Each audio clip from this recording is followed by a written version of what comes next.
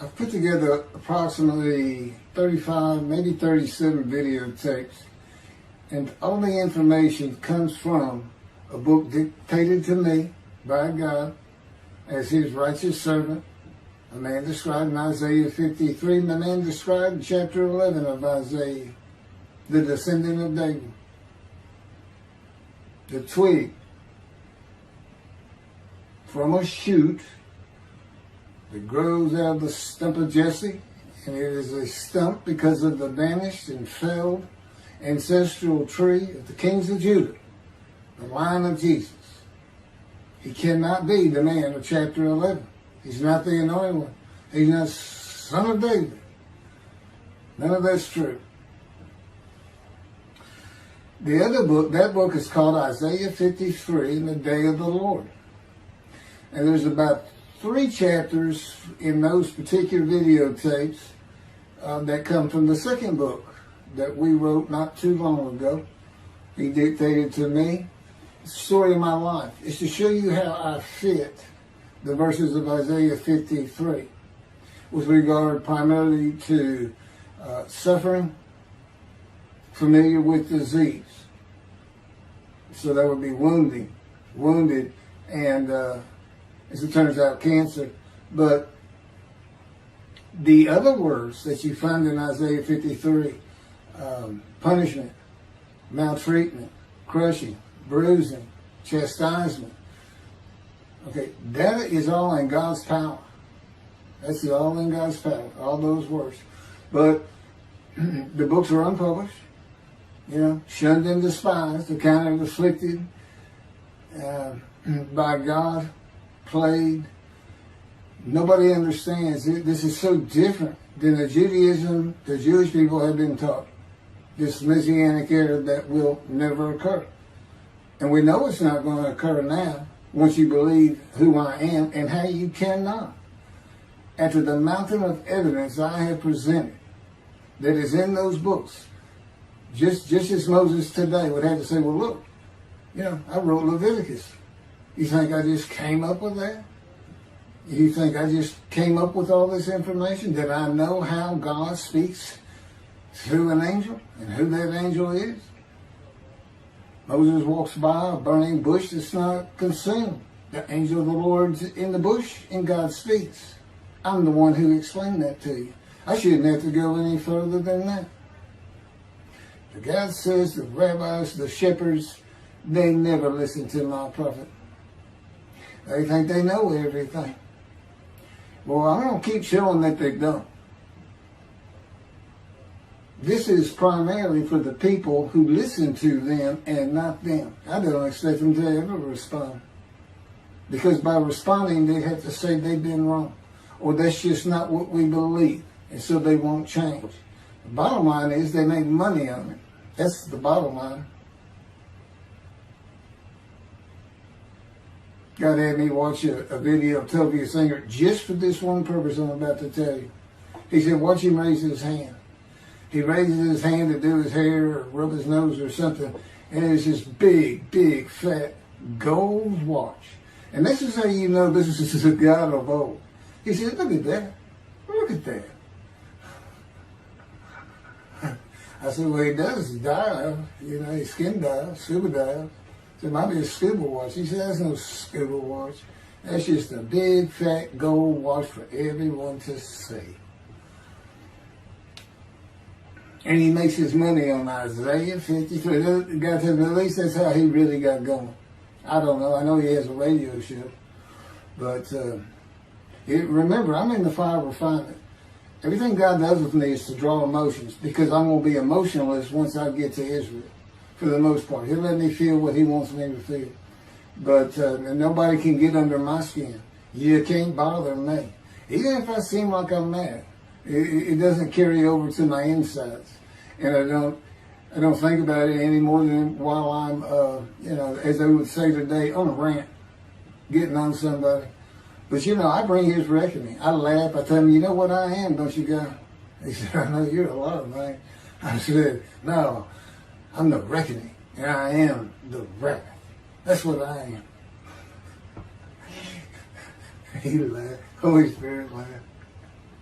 That's what, yeah. I said, you know, righteous servant, David the shepherd, Elijah, prophet like Moses.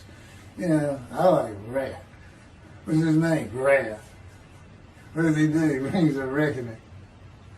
But anyway, I'm going to go through these early years of mine before God spoke to me. It's chapters 1 through 6. Chapter 7 is God speaks to an atheist, and I've already videotaped that. Walking with God, and something on visions and visuals. So the first chapter, this is what he told me to write down birth and tragedy. I was born in Bryan College Station, Texas on February. It's just in from the Holy Spirit, yes. Like you couldn't ask me before I started. Yes. Oh, this is only for the people who come to believe in me. I don't expect anybody who's been viewing these materials and, you know, nobody's really subscribing, a handful, to be believed. Again, I can't imagine. I don't know what you people want. I don't know who you think's going to come to do something different. How are you going to know who David is? I mean, according to Judaism, there is no description of him. How are you going to know who he is? All this being presented, and I know Jewish people have seen it, only 60% of the views are coming from the United States. Now, I don't know that means 40% is coming from Israel. Probably not. You got Canada that's be a big follower on my WordPress site. And really just all the countries of the world at one time or another have looked at some of this information as I wrote my blog, and the blogs became chapters.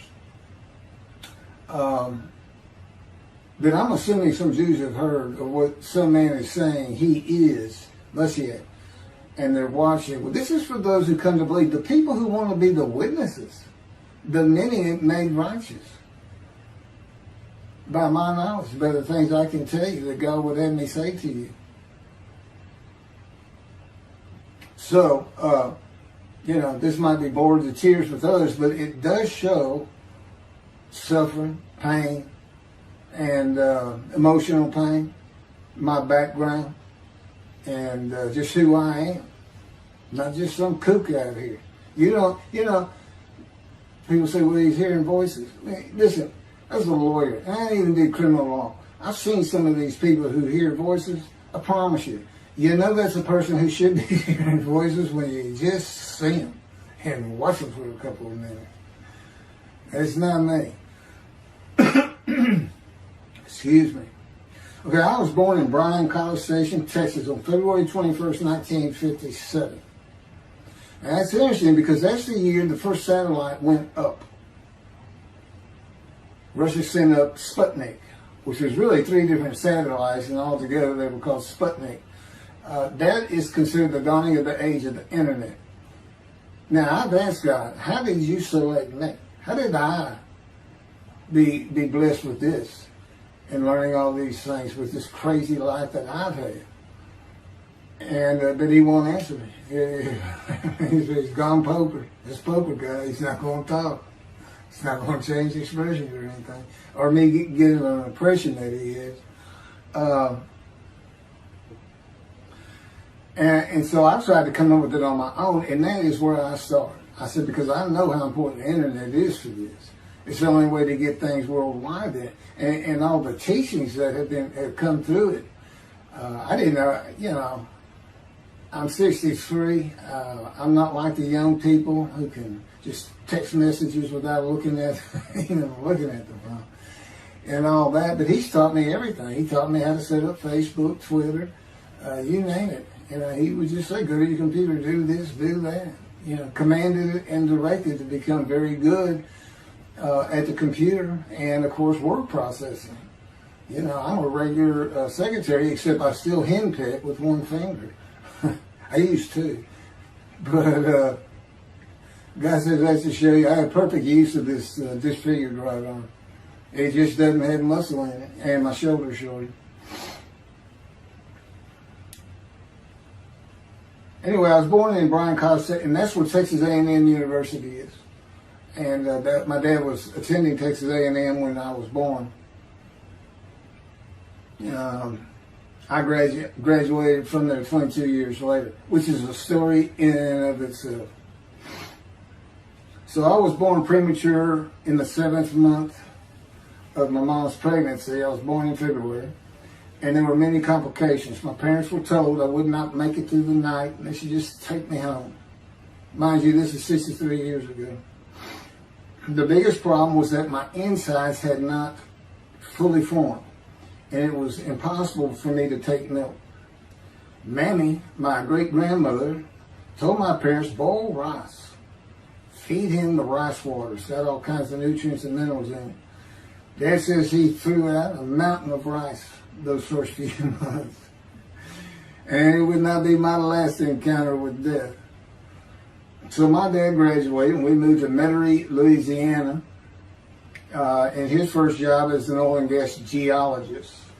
He looks for oil and tries to sell deals to people who can raise money to drill.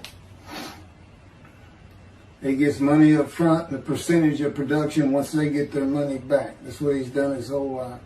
And I became, as a lawyer, I became board certified specialist in oil, gas, and mineral law because I had found it so interesting. As a young boy, I became interested. But he rarely had time for us.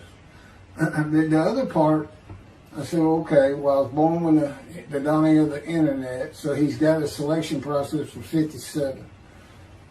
And I come from a dysfunctional family. Lots of drinkers, lots of fighters. And on my mom, her grandfather committed suicide. It's tragedy. Earth and tragedy. In the Great Depression, he lost everything. He owned land in what is now downtown Dallas. But then when she was about 4 or 5, her mother went down to the market square in Crockett, Texas, small East Texas town. Everybody has their courthouse in the center of town, and there's streets on either side with stores. She went to the hardware store and purchased rat poison. She hadn't gotten hardly out the door when she opened it and took it herself. Died right there on Main Street in the middle of the day in a little small town.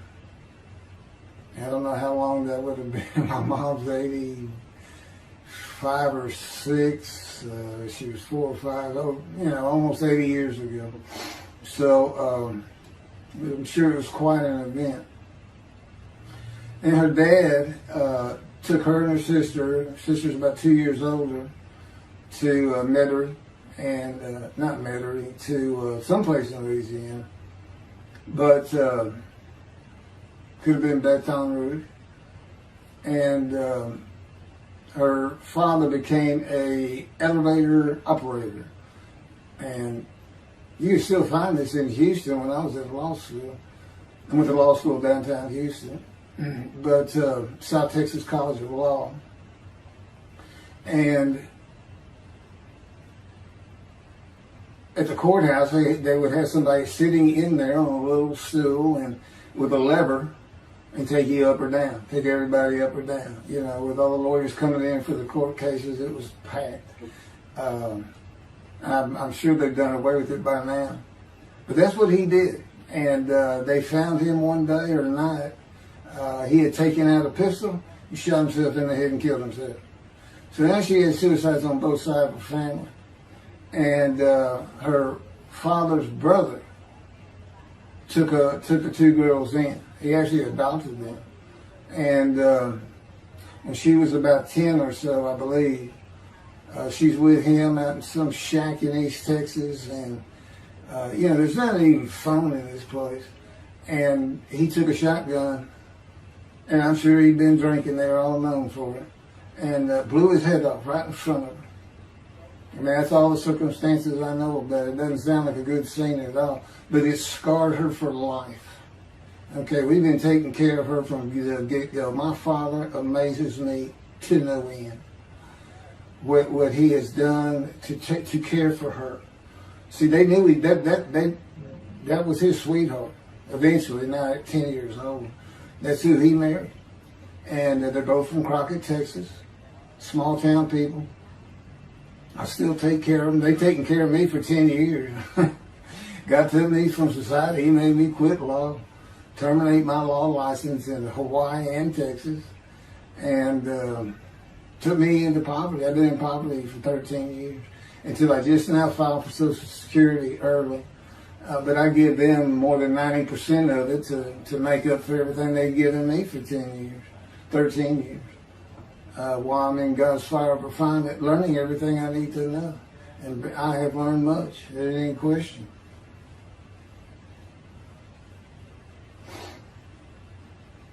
So anyway, there's 3 suicides. There's 4 suicides right there. So it's a family of tragedy. You know, it's not a tragedy of losing your entire family in the Holocaust and you're the only one left. It's not like that. Because God says, I just got things as close as I could. He says, I touched you in the womb to disfigure you, really for just one reason. Well, 2 reasons. One, it makes you identifiable. But it was so people would pick on you. I wanted people picking on you because that's what happens to young Jewish boys. Just for being Jewish, just for having a disfigurement. People will pick on you. I've told him since, I don't even really recall many people saying anything to me. He said, that's because you look like you crawl all over them. They did. And I did. I was always just say something, anything. It's just the way I was just angry inside. And God's taken all that away. But I can still go on a good rant. But, and then my mother in the 60s, young people may not know this, but that's when, you know, the Woodstock and marijuana, LSD, everything started getting big. And at the same time, doctors were just handing out pills left and right. Valiums, painkillers, Percocets, you know, just asking for it. They were writing scripts. And I know today they put a lockdown on that, but she got heavy into it and drunk all the time. I'd have to come home from school and stay with her, and she became such a different animal, a different person when she drank. She became a little girl, you know, and having your mom act like that and slobbering, and, you know, I'd go in there to be Valium dripping out of her mouth with a bottle of booze by her. So it was an ugly scene. And so I came from a dysfunctional family, so I think God wanted that. And He's there with me from my first year to make sure that I live a life of suffering. He orchestrated many of my wounds. And He's taking me back in vision to see these things. And His visions, one thing you don't pick up in the Bible, when I say Bible, I'm talking about the Jewish Bible, the Hebrew Bible, the Tanakh, unless I say otherwise. Which is like when God says, my peoples. If He just says my peoples, He's talking about the Jewish people, the chosen. I mean, He may say the peoples of Moab, or just by the context, you know, He's referring to another group. But that comes up all the time.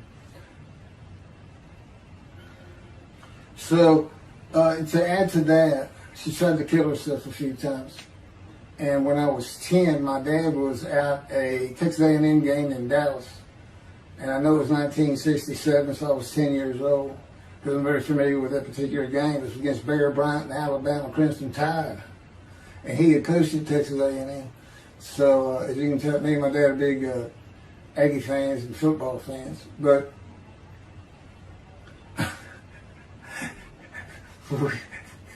I had been assured we'll be able to see those games in Israel. Somehow it might be technical. He said, we'll get it. That's the Holy Spirit. We'll get it. I said, he's so funny. I don't know where my sister and brother were, but I heard some noise and I went down. It was about 1 or 2 in the morning, and our stairs curved, and there was a little bay window cut out, and I looked down out into the living room. She's laying newspapers out, and I just sat there watching. I didn't know what to do. And she got down that paper and took out a butcher knife, not a razor blade, a butcher knife, and opened her wrist up. And this happened again years later when I was in high school. She opened her elbow up, and that was god awful. I don't know how. But before she bled out, my dad opened that door. I sometimes think she knew he was going to be there soon, would probably save her. But it didn't look good, and I hated myself for not doing something. Maybe that's why I was so angry. Anyway, because I didn't do anything, I just sat there. I couldn't move. I don't know. I don't even know what I was really thinking, really. But I can't. What it did is it told me how much her uncle blowing his head off must have done to her. That must have really hit you. I had nightmares my whole life, but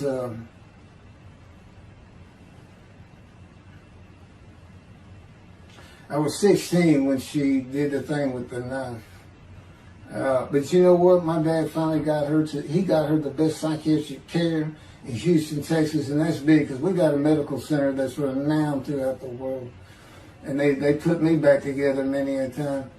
And she never did that again. And the amazing thing is how different she is in her very advanced old age. I mean, it's like she was never that person of the 60s and the 70s and the 80s. I don't know how my dad survived it. I'd have never stayed. I'd have taken the kids and said, try to find us. But he's not like that. I've never seen two people who love each other so much. It's crazy. But anyway, I was married for 20 years and we weren't like that at all. We finally divorced for irreconcilable differences. Okay, my first major surgeries when I was 2 years old. My first surgery. Up above here, I have a scar. I had my first of many surgeries. Been born without my right pectoral muscle, small shoulder, withered arm. And there was some, the movement of my arm was restricted. There was some tissue in here that had to be cut out. So they opened me up and did that. I was born right-handed, but I do everything left-handed, except for light things. Like I shoot a basketball right-handed. I throw a ball right-handed. Darts, things like that. But bowling, I'm left-handed. You know, anything heavy. And I was quite an athlete. If I had two good arms, I'd have probably been on scholarship. I was already offered a partial scholarship at a small school for track, even with this bad arm. But I just didn't have the fast start. You got to have two strong arms just pushing out in front of you. But I was some kind of quick and fast. So we moved back to Houston, to a place called West University, a suburb. And this little story, I don't even like telling it, but God tells me I have to. And he had something to do with it, but I'm not going to go into that part of it. So anyway, I had decided when I was in second grade, I was tired of school, didn't want to go anymore. I don't exactly know why, I just know I said, that's it, and I'm not going. Dad came to get me up and take me to school, and told me I'm not going. And it was on. He was going to get me there. It took him about an hour to get me to the car. Fighting and screaming and running around and hiding, getting under bed. You name it, I was doing it. And anyway, he finally gets me to the school, but he's too tired. He wasn't even going to try to get me out of the car by himself. So he get out and he goes and gets the principal. Now, my dad's about 6'2", but he's real slim. And but he comes out with his principal who's taller than he is, and he's a hefty guy. He's burly. Anyway, so they come, they said, get out of the car. I said, I'm not getting out of the car. I'd already locked the doors. And only the two front doors locked, and it was those locks that you pull up and push down. And so my dad used the key, and he opened up, he popped that lock up, and I slammed it back down. Said, I'm not going to school, I told you. He throws some keys. They start throwing the keys at one another over the roof. The principal was trying the same thing, and I'm slamming his door. I'm leaping across the car. Man, I don't know how long I went, but they finally, in 5 minutes maybe, seemed like an eternity. I was terrorized. That's the way I look at it. Anyway, the principal got it open. And I saw that door open, and I got back on the far other side of it, by the steering wheel with my back against that door. And I curled up like a ball, had my knees on my chest. And he reached in to get me, and I unleashed on him, kicking him in the face with everything I had. He broke his glasses, and his orbital bone got shattered. So, That wasn't my first principal either. There's another one. So, but anyway, so they carried me in, and it was very embarrassing. I was crying. But again, funny thing, nobody, because I stayed with this same group for 9 years, going to West University and the junior high there that you go to. Nobody ever said anything to me about it. And I knew some of those kids that were in that class.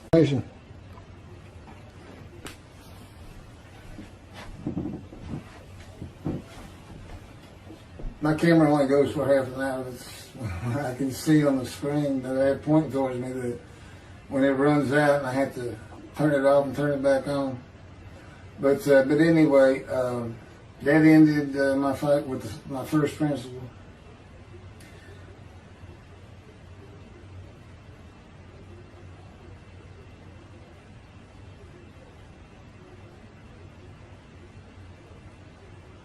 Yeah, here it is right here. I just got to help me put these together. In the 10th grade, the principal of the school told me to cut my hair. You know, I had long, blonde, wavy hair, well past my shoulder. Again, this was, I graduated high school in '76, and this has been junior high, so it's in the early '70s, but it felt like the '60s still. And I kept in a ponytail. It was neat. It was a school-wide policy. I think I was one of the last people to cut his hair. I was hiding all the time. I was always on the alert for the teachers that would turn you in. But I went and got it cut. I told the barber right at my collar. Sat there in the chair, cut it right at my collar as I was instructed to do. And then I was commanded to return to the principal's office. And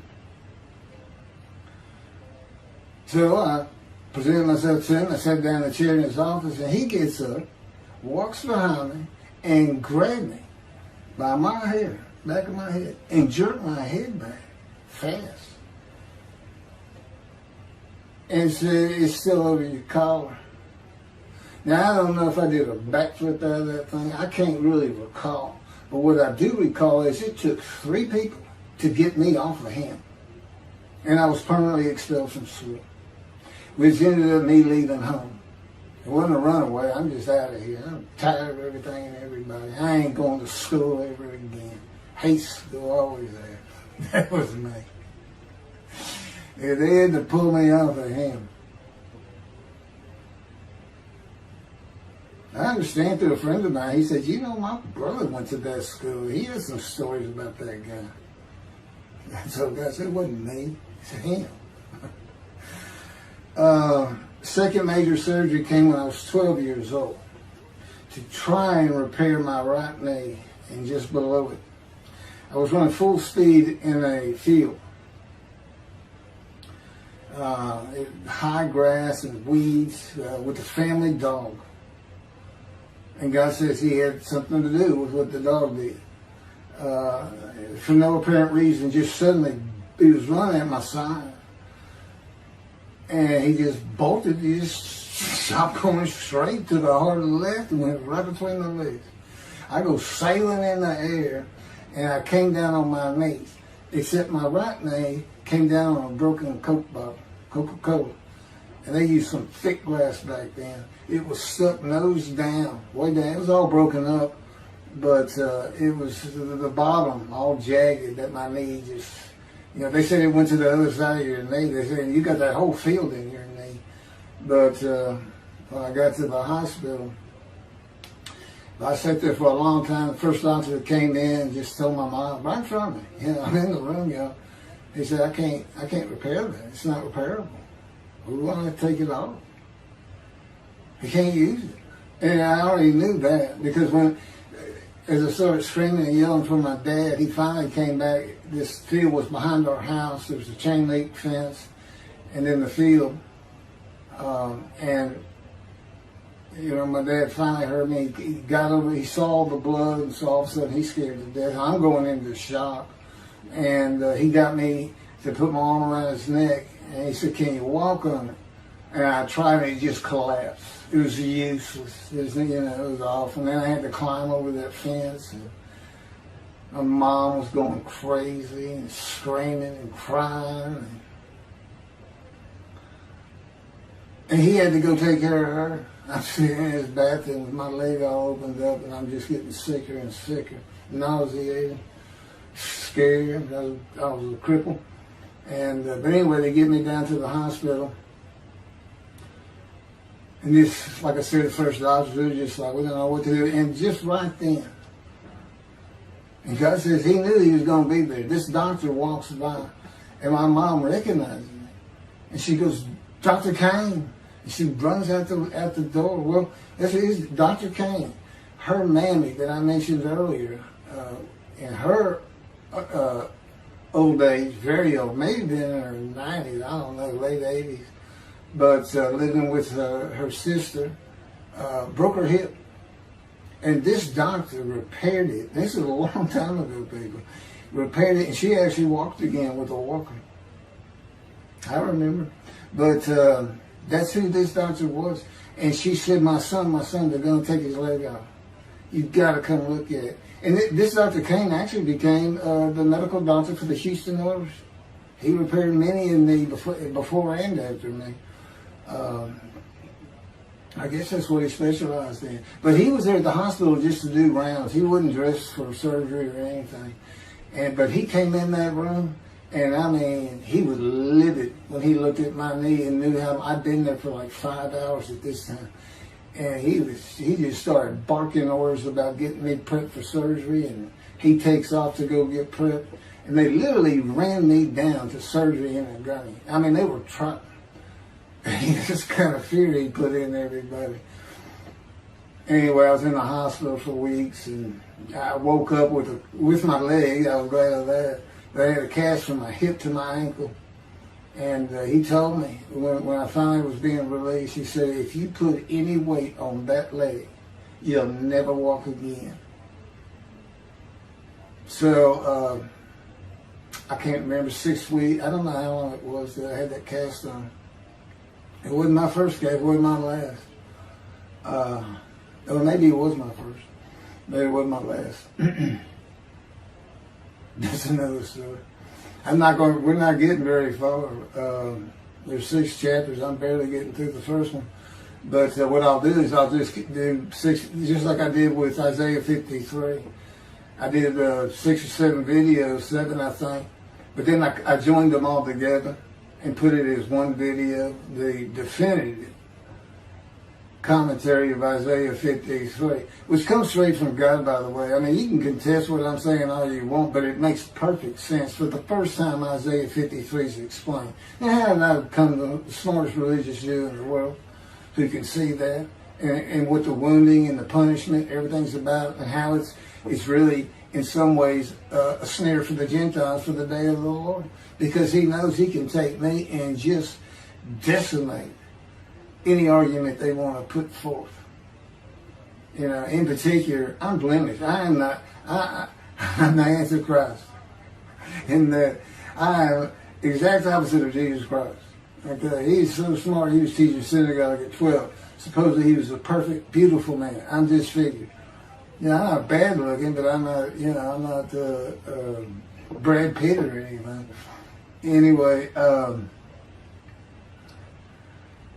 a sinner, I tell God, well, what an habitual sinner. I mean, I was a good person. I was good to other people. I was very compassionate. I said there was already a lot of humble in me. I didn't laud myself and the things I could do over others. Like being the fastest guy on top 5 at school and the fastest in the neighborhood. I didn't brag on myself. But as he took me back through my life and informed me when things were sins, it just seems like I touched on all of it. And if murder in your heart is actually committing that sin, as the Christians say, I don't really go with that, but then there's really not much I've missed. So I'm a sinner. And, Jesus can say, well, I'm a sinner too. I lied. All you got to do is read the scripture in the Gospels. You see where I'm lying. That's easy. And I came from the banished line. I thought I was the man of Isaiah 53. I thought I was going to be exposed to death, but given long life. This is what he would tell you if he was here. He said, but you know what happened? They crucified me. And on the cross, I realized I'm not that man. This isn't exposure to death. This looks like a sure thing. Father, Father, Father, why have you forsaken me? That's Jesus Christ saying, I'm not the man of Isaiah 53, and I just figured it out. That's what that is. I ask God sometimes, you sure you didn't have that written? Why on earth would they write that down? At least forget about it. But people forsaken me.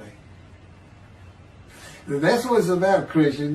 They got their way. They can explain that being counted a sinner means he got crucified with the sinner beside him being crucified on each side, left and right.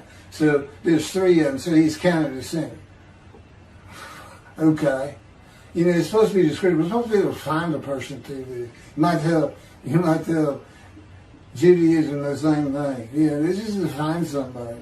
It's not the people of Israel. They're all kinds of people.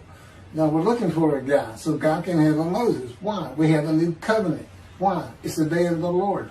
Why? Jeremiah says so. That's why. It's so easy. The lamb blooms again. Okay, and he's coming with covenant friendship with the temple. So the lamb blooms again at a time when there's no temple. Jerusalem's going to be rebuilt. It's a metropolitan today. This is no Jerusalem of antiquity. An old city might be too big. And I'll make a new covenant with you. I'm going to forgive all your sins and remember them no more.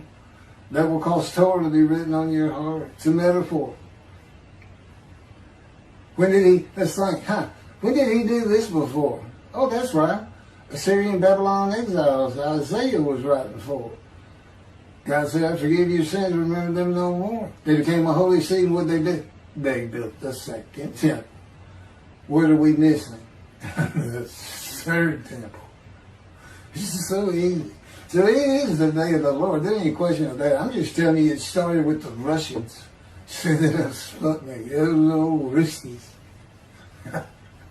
And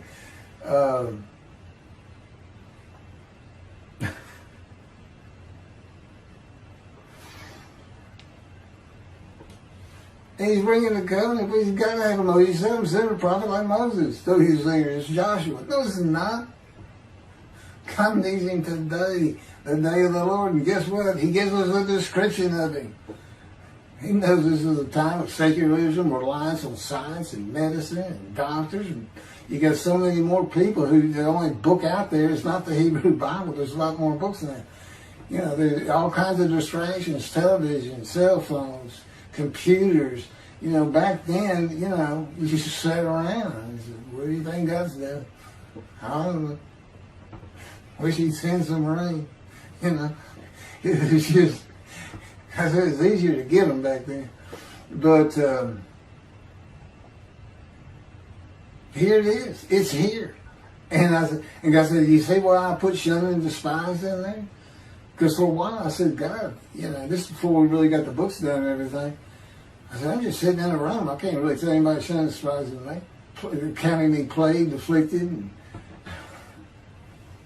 by God, and everything else. He said, well, how you feel now that we've been putting all this on the internet? I said, I feel shunned and despised. Yeah. I can tell they know. There's no question this hasn't gotten back to those two. I said, you keep attacking them like this, and I'll be certainly sure, just in case I'm wrong.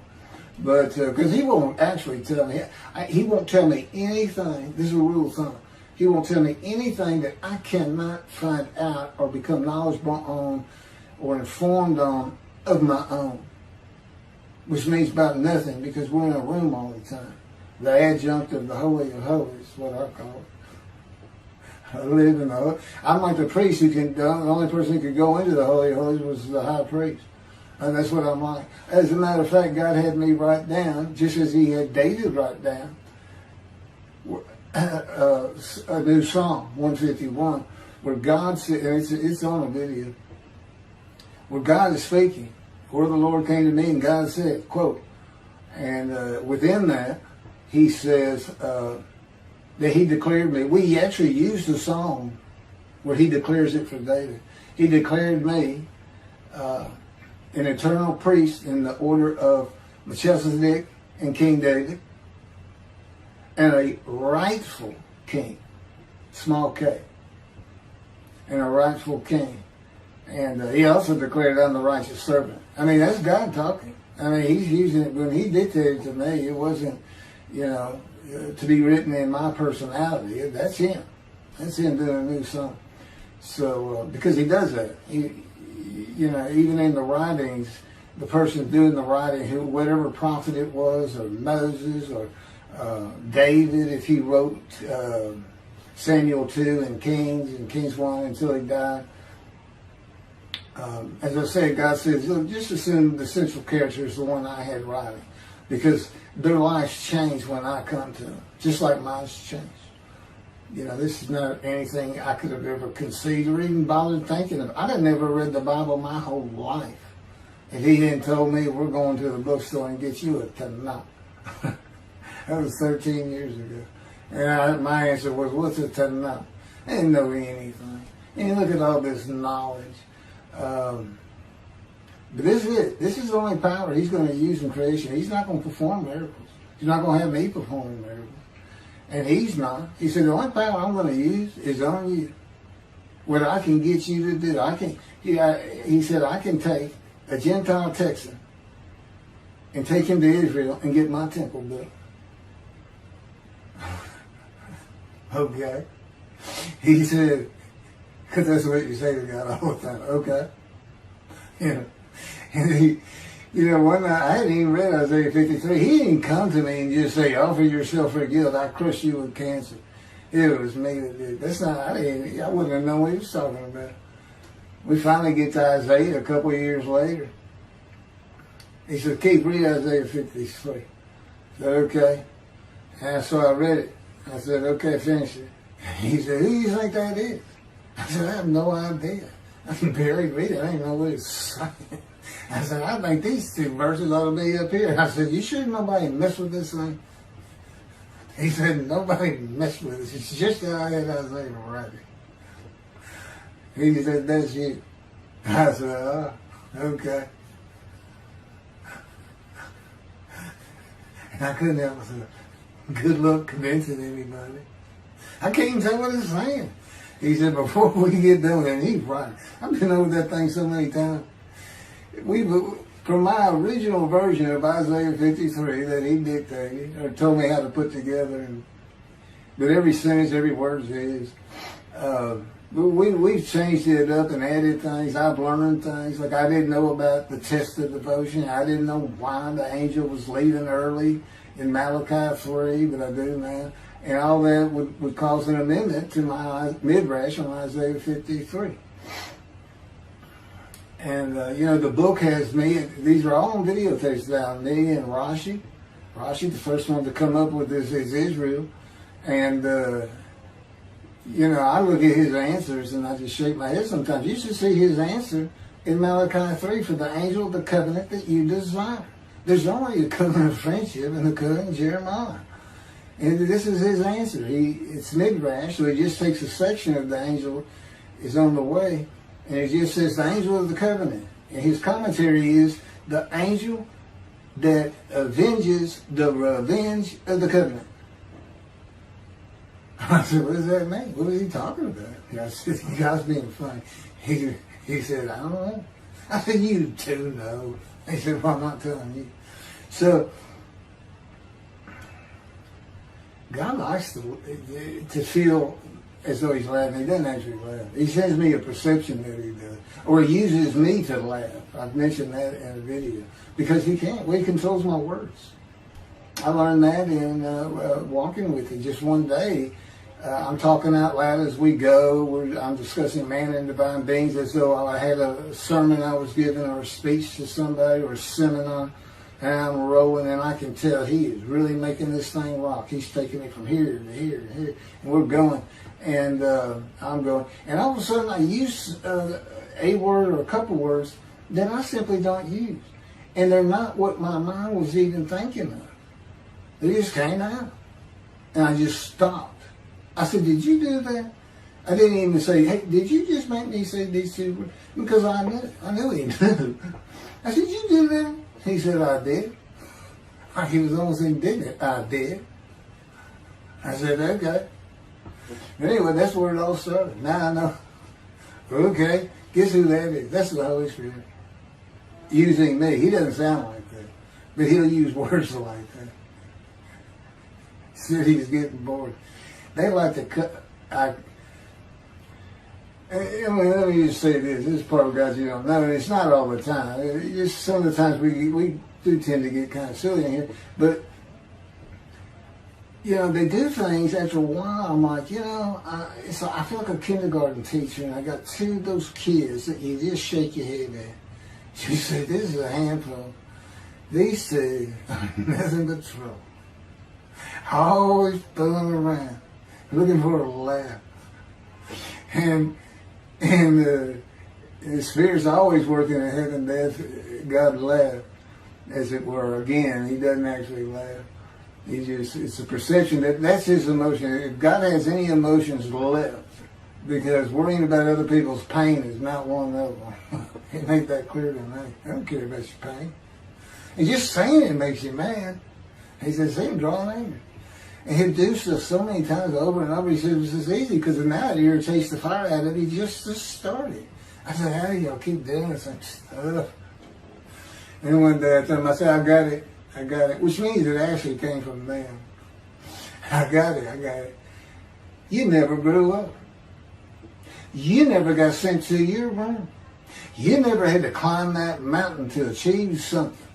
Put yourself out there. Nobody's ever whooped you. He said it. I said, that's what it is. You never grew up. That's what it is. Yeah, I'm dealing with the child God. That's what I'm dealing with. That was my argument. And then he came down as mean, very serious, mature guy. And I didn't bring that argument up anymore. But that's how it gets with me sometimes. It's an incredible lot. For me, I'm not going to get to him. I guess I'm at the end. I'm getting close to when I got shot. I thought that was a new chapter. Oh, it's not.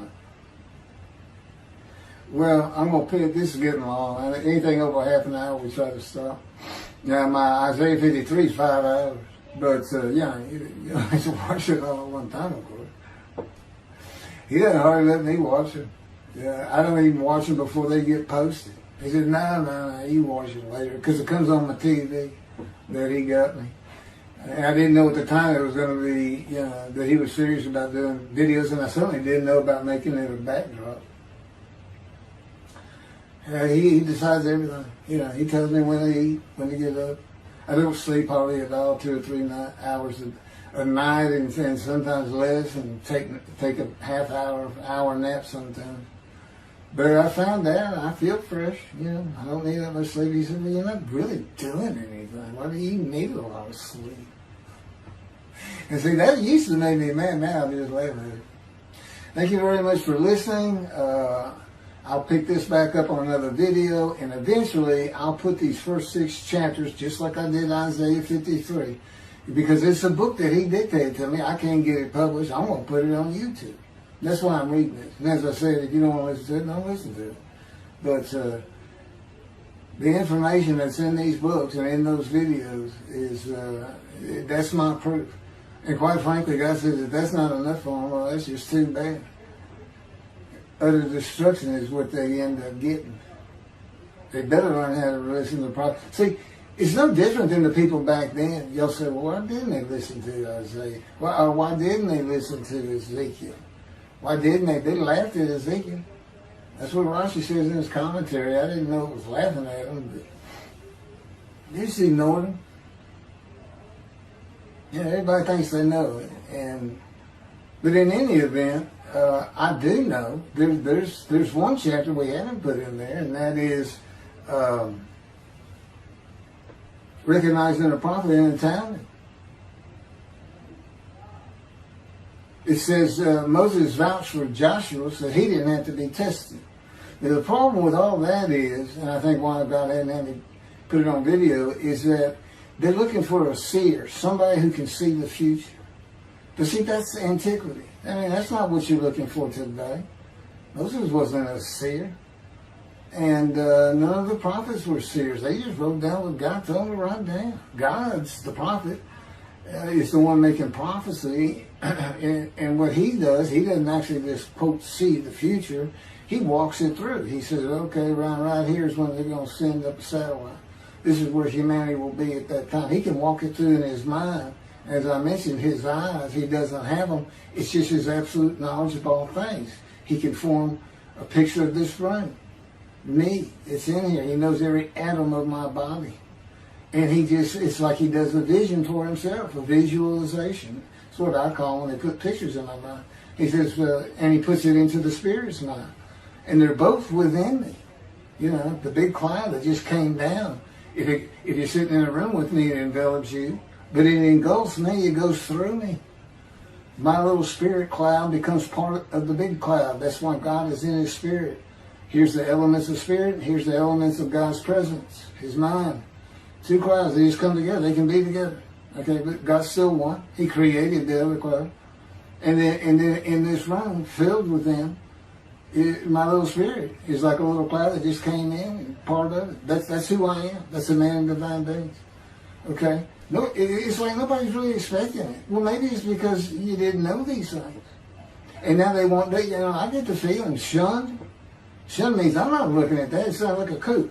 We by faith, by the fundamental principles of Rambam from the Talmud, from his diagnosis of the Talmud.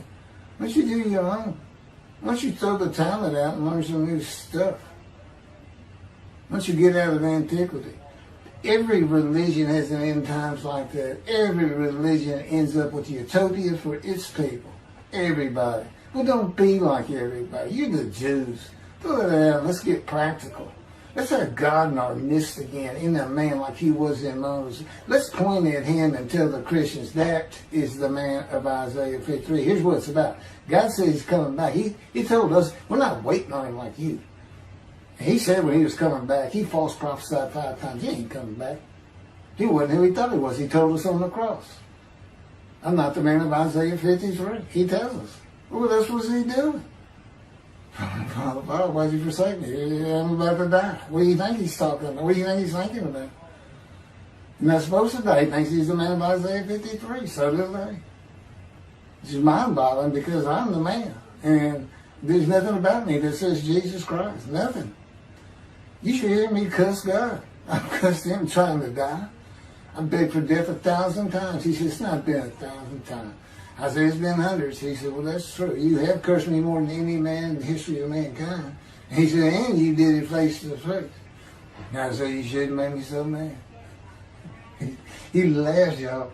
He laughed. When I'm cussing him, he did make some laugh. And oh, you're kidding, that story?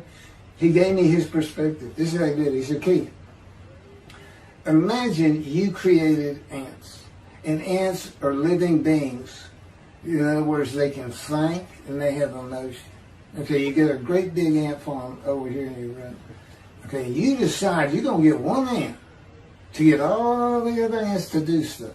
But you got to get him ready. And you get him ready the way I'm getting you ready. Now, he's mad at you. Right? I said, yes.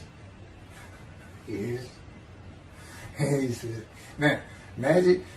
I'm always laying in this bed. I got a big table. It's got a microwave on. I put my computer on. I got a big fan I like to have on. And he said, look over at that table. Now imagine that ant got loose. And he is crawled up. And he is standing on the corner of that table. And he is giving you the what for in ant language.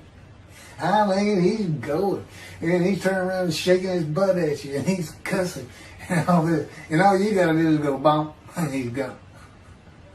I said, that's funny as hell. And it is. And that's how he, that's what it does to him with me.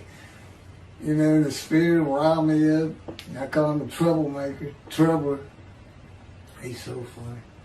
But God's so humorous. There's a difference in their humor. Okay, that wraps up. I'm told that does wrap it up. I'm going to pick up a gunshot. I guess it was worse than the accident to my knee. They ended up opening me up from between my breast and my pelvic bone, and now it's been 3 times.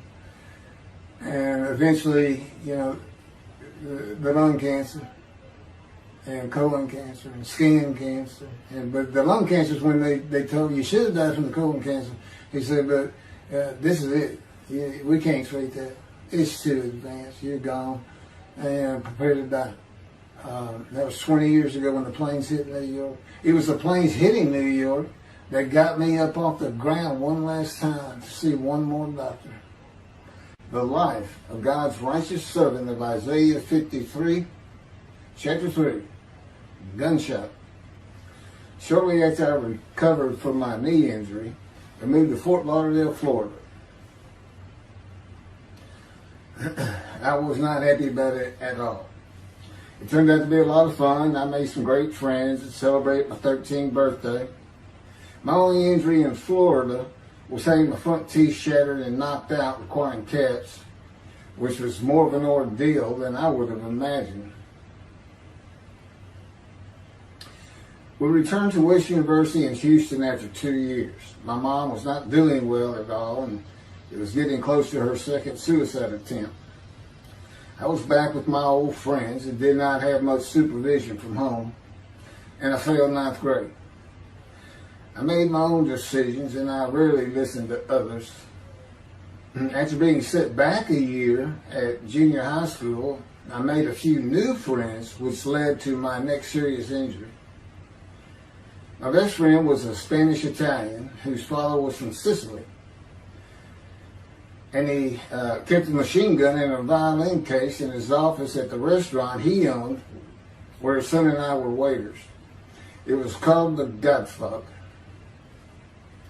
My friend was the best pool player I've ever known or played with, an absolute natural. I will call him Antonio, but that's not his real name. Antonio's girlfriend was a Jewish girl.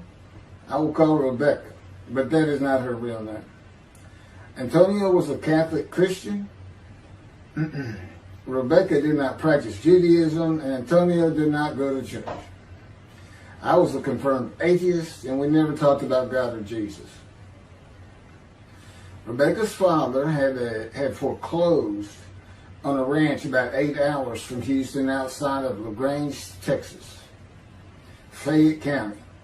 LaGrange was famous for the Chicken Ranch, which was an illegal brothel that operated from 1905 until 1973.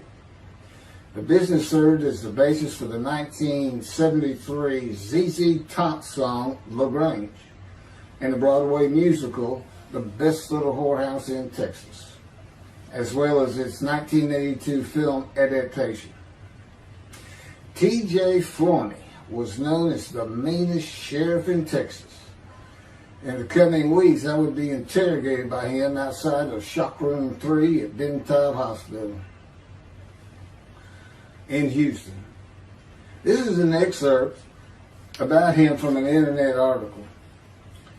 It was the most one-sided Texas battle since the Alamo, as 100 citizens watched disbelievingly in the dusty little town of LaGrange, their beefy sheriff, T.J. Florney, reached into a black 1975 Continental Mark IV and began to shake by his $300 suit Marvin Zimner, the star consumer crusader of Houston, Texas.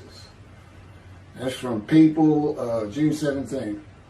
Next, the sheriff tore off Zimmer's blue-white toupee, waved it in the air, and then finally ground the rug under his cowboy boots. Behind Florney's fury was the fact that on Zimmer's last assignment in LaGrange 18 months before, he had filmed an expose, which resulted in the closing of a critical part of the local economy, the Chicken Ranch, a legendary body house. Antonio, Rebecca, and I first went up to the ranch in the summer of 1975. There was a small ranch house and small lakes with horses roaming around loosened pastures. We decided it'd be fun to try and catch one of those horses and go riding. The next time they went to the ranch house was in Rebecca's father's Mercedes-Benz. Two-door convertible Mercedes-Benz. I sat on the hood of that Benz with a lariat while she tore through fields trying to run down a horse for me to rope. The horses could turn too fast, and we never got close enough for me to rope one. What we could and did do on the next trip was bring guns. A 30-30 rifle, shotgun, and two 22 caliber pistols with holsters. As a backdrop, Antonio and Rebecca had broken up as boyfriend and girlfriend, and her attention had turned to me. I did not believe that caused any friction between Antonio and me, but it should have. It did not seem to be a source of animosity of Antonio towards me in any event. On October 5, 1975, we were all back at the ranch having a great time. Tony and I were shooting at cans with our pistols and practicing a quick draw from the holsters. We were standing shoulder to shoulder, about 3 feet apart, and he was a little forward of me. Rebecca came up behind us, between us, and said she wanted to shoot. Antonio passed his gun to her, and it fired when it was going by me. The bullet went on a straight line through my bladder, intestines, and colon from the front right and lodged in the back of my left buttock in my backside. I could see the trajectory in my mind. I fell to the ground, and Antonio fell on top of me, rolling me over and over. I think he was looking for an exit of the bullet. I told him to get me to a car and get to a hospital. Felt like Babe Ruth had swung a bat up between my legs. I never once thought of God. On a big ranch, there are several gates for different sections of land and different purposes, usually with chains and a lock. When we got to the first one, I told Antonio, drive through it. I told him to ram it. I knew I was dying, and all I could think of was, you have got to hurry. I didn't panic, but I had never been so afraid and had never felt fear like that again to this day. Sometimes I think I have forgiven Antonio for accidentally shooting me, but I have not and cannot forgive him for stopping at those gates. I'm still mad about it. I was seriously angry at him. We got to the LaGrange Hospital before noon on a Sunday. They had to call the doctor to come in. I asked the nurse for something for pain, and she told me my vital signs were too low. That if she gave me a shot of morphine, I'd drop dead right there. It would kill me. No pain medication. The doctor came and looked at me and said there's nothing they could do there. He told me they were getting an ambulance to take me to Houston, Bentab Hospital, where they operated on gunshot victims all weekend long and do to this day. It's a trauma hospital. Many young doctors from Baylor University, all around the state. It's the high desirable place to be because you're cutting all. If you want to be a surgeon, you're cutting all day long. I knew one thing with a certainty. I could not pass out or fall asleep. If I did, I would not come back. In an ambulance, I talked to two fellas that were tending to me, as much as anything to stay awake. I asked them such things as what it was like to be married, graduate high school, have a career job, but my mind repeated over and over, you have got to hurry. We arrived at dusk. This happened before noon when I got shot, so now it's getting dark. When the ambulance opened, my brother jumped in to help. My mom was standing by the entrance to the shock rooms in her fur coat. She later told me that since Bentab was a public hospital, it might help if they thought we had money. I didn't see my dad, but my sister told me later, the whole way to the hospital, all he could say was, to God, please don't take my boy from me. I had stayed awake for some 6 to 8 hours in awful pain. They took me to shop room 3. It was filled with people giving orders and very loud. On the table, the nurse told me she had to put her finger in my bottom, which embarrassed me. And I raised up like a sit-up and saw nothing but blood rushing from my bottom onto the table. You have to hurry is all I could say. They finished prepping me for surgery and rolled me to a hall in a line of others awaiting surgery. Then someone was saying my name, and I opened in to see T.J. Forney, Sheriff of LaGrange. He wanted to know if I'd been shot intentionally, what we were doing at that ranch, did we have permission to be there, and et cetera, et cetera. I told him I thought it was an accident and to leave me alone. I never saw him again. I didn't have to wait long. The orderlies bypassed everyone in front of me and took me to surgery. I awoke in a large room with about 10 beds on my side of the room and 10 beds on the other with other patients, and I could hear moaning and crying here and there. It took a few moments to remember what had happened and why I was in there. I fell back asleep, and when I awoke, my dad was telling me he would have me out of there into a private hospital as soon as possible. It was the next day when they transferred me to the Methodist Hospital in the medical center, where they had operated on my knee, and I had spent weeks there. I had a hose with a bag coming from my bladder and a colostomy, an opening called the stoma, which is your intestine on the outside of your abdomen, with a bag over it for going to the bathroom. I was out of danger from dying, but still very weak, and I needed to gain some weight. The track team was already getting together, running distance and cross-country workouts provided by the coach, preparing for track meets in the following school semester. I lived about a half mile from the high school. The day I got home, I walked to look at the track. It did not seem possible I could get back in shape. I was afraid to cross the roads to the school. I could not even trot to get out of the way if a car came my way. My insides felt like jelly, and I had been warned that too much physical exertion in the first 10 days could cause a stomal hernia and my intestine to start extending from my body. I was homeschooled for the rest of the semester by a private volunteer tutor, and passed classes I probably would have failed.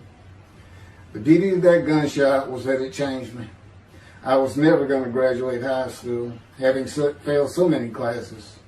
So I set up night school classes for the next and my last semester of high school. I was 18, soon to be 19, and a senior.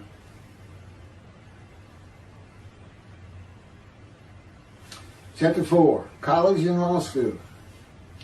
Before the summer of 1975, one of my best friends on the track team, who threw the discus and shot put in field events and was a senior, told me he wanted to do something big the coming summer before starting college at Louisiana State University, LSU.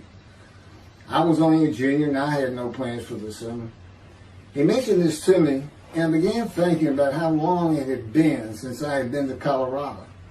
My father, who had really good years and many so-so years, depending on how the oil and gas industry was doing. And when I was in junior high school, he had sold some prospects that completed a few wells and had purchased a condominium in Pagosa Springs near Durango, Colorado. My friend's name was Keith Miller, and I called him Miller. He had given me the name of Say Babe. At one of our night track meets, I was running the 330-yard low hurdles, and the last turn was behind bleachers where the officials lost sight of us for a few moments. A runner to my left veered out of his lane into mine and took my hurdle, and I had to slow down and go around it, yelling, "Hey man, that's my hurdle." I wasn't happy. I do not remember how Miller knew what I had yelled, but he was probably on the football field inside the track working on shot put and discus, watching me run and hurting me.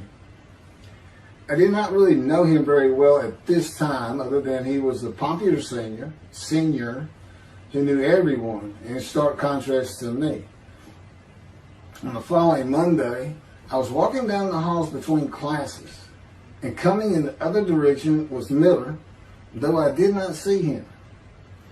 Then as he was passing me, in a loud voice, loud enough for everyone in the entire hall to hear, I hear, "Say, babe, that's my hurt." Hence, say, babe. That began a really good and fun friendship, and I got to know the class I should have been in if I had not failed ninth grade. And because I was Miller's friend, I was immediately accepted by anyone he introduced me to. I found out about 40 years later on Facebook. I looked him up and we friended that he's Jewish, and particularly because of his brother. He's got an older brother, and they look just alike. Live up in Oregon. But I did not know that. It's not something we ever talked about. Just didn't think about it. I'm sure he wasn't observant at the time. I told Miller about my dad's condo and suggested we plan a trip up there, backpack in the Womanichi wilderness of the San Juan National Forest. I had hiked there while in junior high school with a friend and his little brother. I had a driver's license in my second year in the ninth grade. The prominent 13,000-foot peak is 10.7 miles from the town of Silverton, which began as a silver mining camp in 1873, and that is where I plan to take Miller.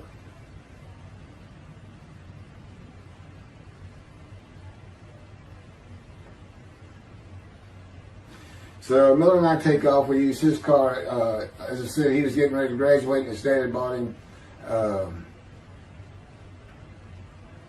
Toyota. I can't remember the name right now. My dad's condo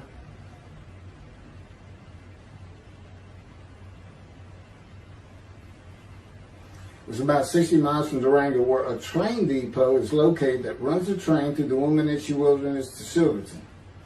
The train is an authentic, narrow-gauge, steam-powered, coal-fired, scenic railroad train ranked one of the top 10 scenic railroads in the world. It's something else. It stops twice in the same places to let off and pick up hikers and backpackers in the Animas Canyon of the Womanichi. At top speed of 18 miles per hour, it takes the train 3.5 hours to travel the 45 miles from Durango to Silverton. Oh, here it is. Miller had a new Toyota Celica. And after a day and late into the night, we made it to Pagosa, slept, and we're at the train station before the first departure the next day. I don't know what the problem was, but the train was not going to run that day. So we couldn't get to where I wanted to take him. It's just too far.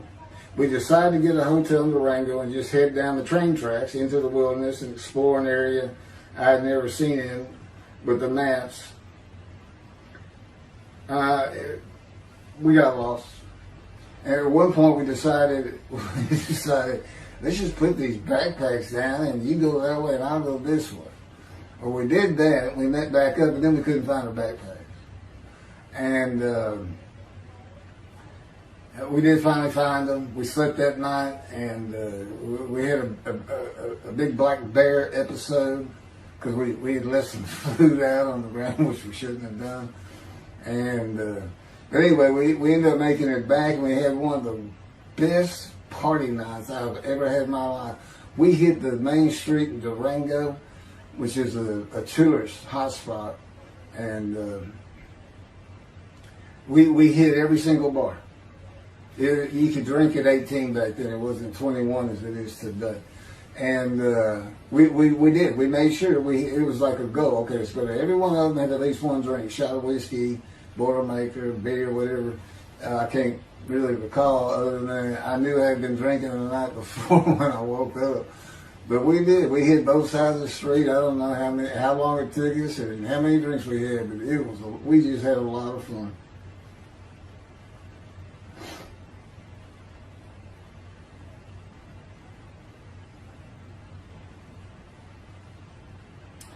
Okay, I'll be coming to chapter, well, I guess it's 4.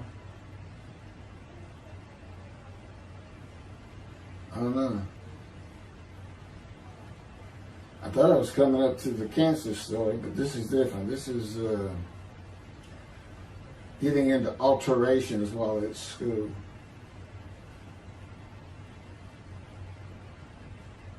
So anyway, I was shot on October 5, 1975, and by early December, so it was October 5, and then in early December, I had surgery again to put my intestines back together, which was, it was dicey. They kept telling me, we don't know if we can reattach.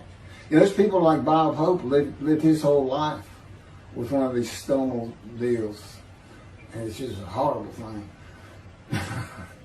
It was successful. They put it back together, and they removed my bladder tube. The girl next door, who I had never talked to other than to say hey or hello, and who also went to high school with me, had been coming over daily, and she agreed to be my girlfriend when I asked her a few months later. I did my night school and graduated last in my class, or close to it, of over 400 people. In late December, I began running with the track team. Now, I had surgery early December, and I already got out there with them, which was difficult. Pulling 2 tires on the cinder track, there's a rope, 2 tires, and you put a harness around your waist. I had to put mine high up on my shoulder. On the cinder track for a lap and a half, 660 yards with 2-minute intervals, 6 times was the toughest. My speed and quickness were still there, but distance running and my endurance, it took quite a while to come back. In early February, just about 3 months after being shot, I won my first 120-yard high hurdles race at a track meet that was fast enough to qualify at the upcoming district track meet for the regional track meet. Winning at the regionals would place me in the state track meet. I was fast, but my disfigured right arm really held me back. Then my heart was broken, and I cried for the first time since I was a child, best I could remember. My coach, who really liked me, he understood the effort I had put in to get back in shape. Called me to his office, and I knew something was wrong. He told me I could no longer be on the track team. I had too many semesters of school to be eligible according to the eligibility rules. It was because I had failed 9th grade.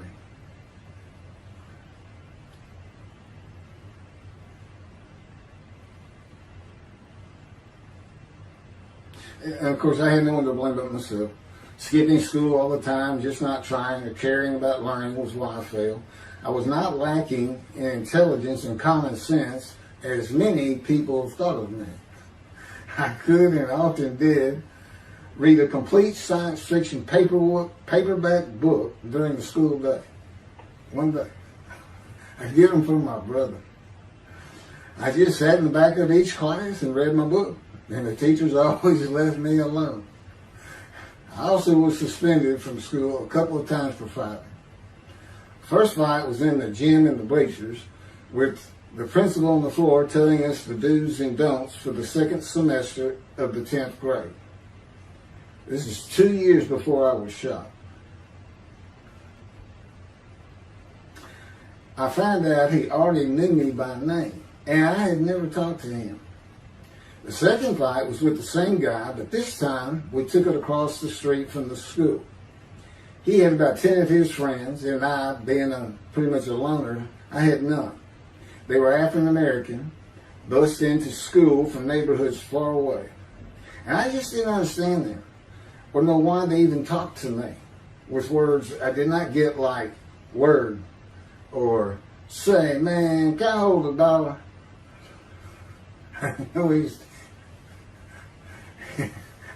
That is what started the fight in the bleachers. I hear from behind me, and one stood to my left, saying, man, can I hold a quarter? I turned around and just looked at him. And finally said, I did not have a quarter. Ordered with the principal, I undid my ponytail. Mind you, he's sitting right behind me, and I'm well aware of that. And I brushed my long blonde hair and then reached into my pocket for some chapstick for my lips. When I pulled my hand out with the chapstick, turned out I did have a quarter. Then from behind me, I hear, "Say, man, you said you don't have no quarter." To which I replied, turning around, "I don't have a quarter for you." The next part is kind of hazy. But I do know I grabbed him by the front of his shirt and threw him down the bleachers onto the students sitting below me. That is when the principal yelled my name and told me to go to his office. The next day, the guy and his friends were waiting on me when I got to school, and we fought across the street. The principal had told me not to get into any more fights, and this is the fight I got suspended for. I remember being in, after my suspension, being in the men's room smoking a cigarette in a stall, and a group of African Americans came in, and they were talking about the fight. What I remember was hearing, "That white boy went Muhammad Ali on him." My favorite fighter. I even saw the Ali Foreman fight in Kinshasa, Zaire, live in Amsterdam in 1974. And some of my best friends in high school were African Americans, mostly on the track team where we could get to know one another. I still had run-ins with the general population of the African Americans, who everyone just called blacks back then. I never used the N-word and thought they would help themselves a lot if they'd stop using it. Mostly I think they were angry at being bussed in from neighborhoods far away. In fairness to them, white kids did not seem to like me much either. So, yeah, I looked young even for my young age, and with my long hair, about 6 to 8 inches past my collar, I looked kind of girlish, and many people said that to me. One day a friend of mine told me what it was to him. You never smile and seem to be very angry, like if someone looks at you crossways, you're going to come after them, daring them to say something, like you want to fight. My next suspension for fighting began in middle shop, and it was all my fault. There's not a big deal to that.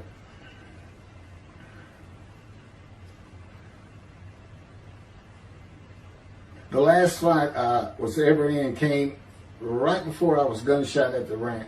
The accident really changed me and the way I looked at life. I never got in another fight after I got shot. It took some of the fire out of me. My longtime friend from junior high school and I were at Memorial Park at night and walked down a train track that ran through the woods, away from the streets and recreation areas. We went to the center of a long railroad trestle bridge that ran over a bayou to wait for a train to round the corner from either direction on a single track. When a train would round the corner, we had to run and jump off the trestle after clearing the bayou. We were drinking beer. As we were sitting, we started talking about the price of gas that was 44 cents a gallon in 1975. Anyway, the trains weren't running. We got up to leave, and as we're walking down the steps, he said something about my father and about how to find oil and gas. And I turned around and just hit him with everything I had, with my right arm. And I realized, what a stupid thing to do. I called him the Big Sweet. He's huge Norwegian. His hair was white and long and longer than mine. His hand was the size.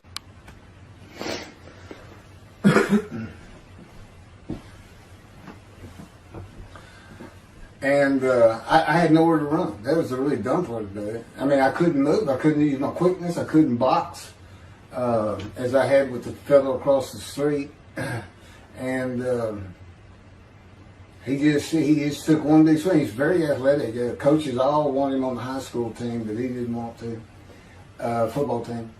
And but anyway, he hit me just one time. That was the whole fight. It was just 2 hits. My measly hit with my right arm.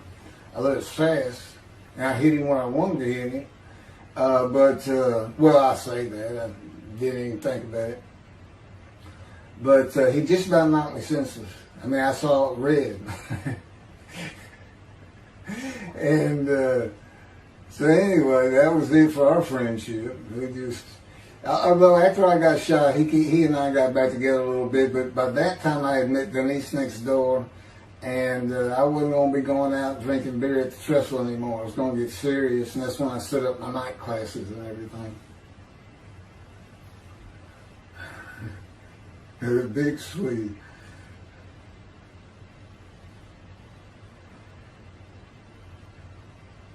After the gunshot, I stopped seeing old friends, including Antonio and the big Swede, and spent all my time with Denise from next door.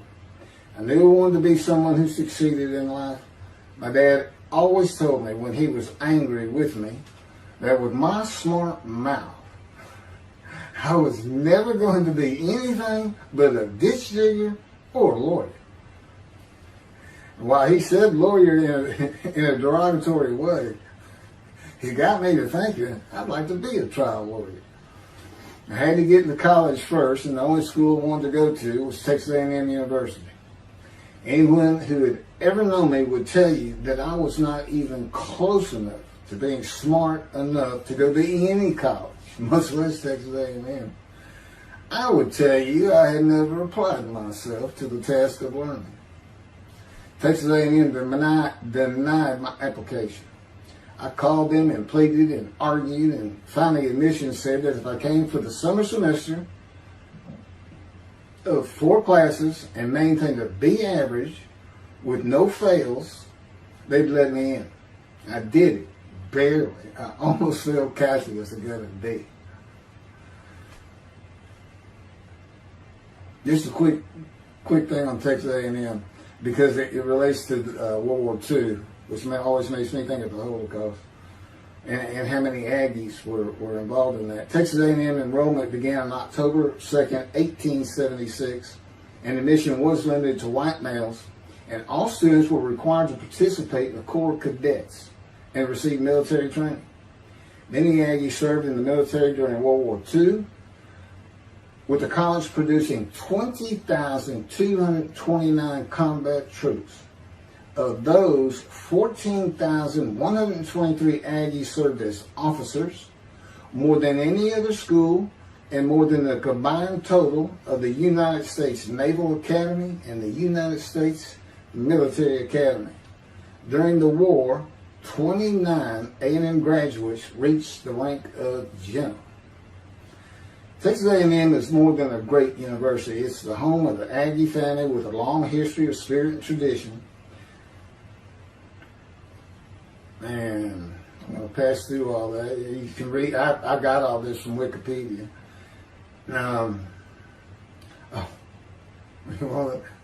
Like Notre Dame, it's a school full of tradition, especially notable at football games and in campus life, drinking beer at the Dixie Chicken. I had a good friend in what is now the Volunteer Corps of Cadets, and we've been shooting pool and drinking beer all night on the weekend, and finally left sometime after midnight. I walked my friend back to the quad, Corps Cadet Quad, a large open area where people could gather, surrounded on 4 sides by dorms for cadets only. And I dropped him off at his room. Before he shut the door, he looked at me, and not for the first time, said, "Want to race?" He's fast. We race many times. I said, yeah. Of course, we were pretty much, we've had a lot of beer. I said, yes. And he went to the end of the hall and took off at the other end of the hall. He was fast, but I was pulling away with just a few yards to go and hit the wall before I could stop and busted my chin open. Blood's pouring out everywhere, people opening doors. Look, that's what the little guy did to the taller guy. I also sprained my ankle. These are my injuries at Texas A&M. I also sprained an ankle so severely playing basketball with football players that I was in a cast for 6 weeks. Those were my only injuries in the 3 years at A&M. It was the gunshot that changed me and everything in my life. I married Denise when I graduated from A&M in '79, just 3 years after graduating high school. I went through in 3 straight years because I had those hours from the first summer. I just went ahead and went the next summer too. And I got out, and the average for most A&M students is 5 years. But I went through in 3. And of course that meant I never dropped a class, which also meant I had a low GPA, grade point average. And I didn't realize how important that was for admission to law school. I was denied admission from every school across the nation I thought I could get into. I did not know how my dad knew about South Texas College of Law in downtown Houston, but he made some inquiries and found out the dean was a graduate of Texas A&M. And we're known for helping each other. We set up an appointment with the dean. I told him of my rather intense home life and wayward ways, and that the A&M had given me a chance to prove myself as a capable student. You know, he hemmed and hawed, looked around the ceiling, and gave me the same opportunity A&M had. 4 summer classes, D average, no fails. I did it. I was terrible at chemistry and math, but it turns out I had good reading and comprehension. It's probably from reading all those science fiction books in school. I graduated in '82, and I did great on the bar examination. Keith Ellis McCarty, attorney at law.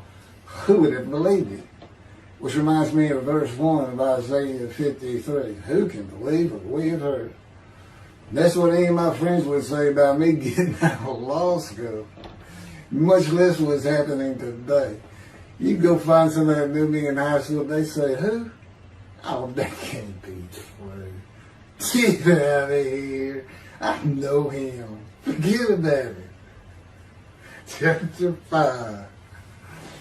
27-year headache. I'm going to pick up with that on another video. And then that'll be it. Some general comments. 5 and 6. I'm not sure what 6 is.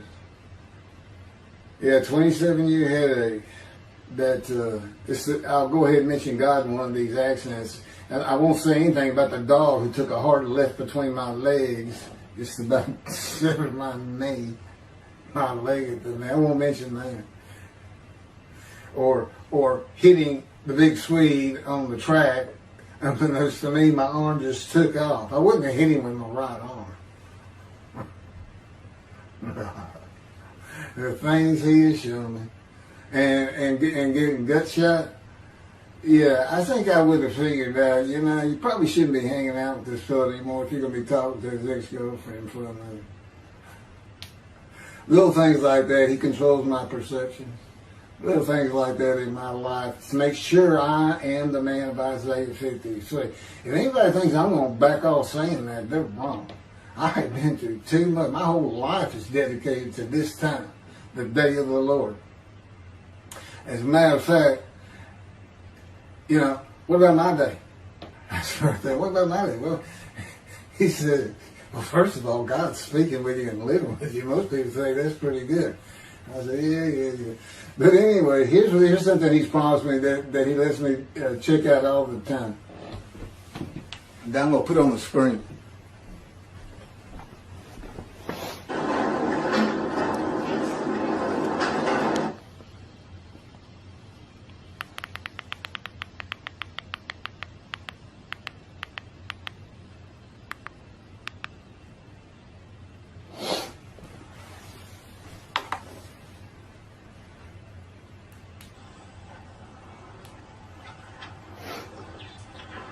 The Radiant GP Cycles, Shorties, Slip-Ons, Code Startup.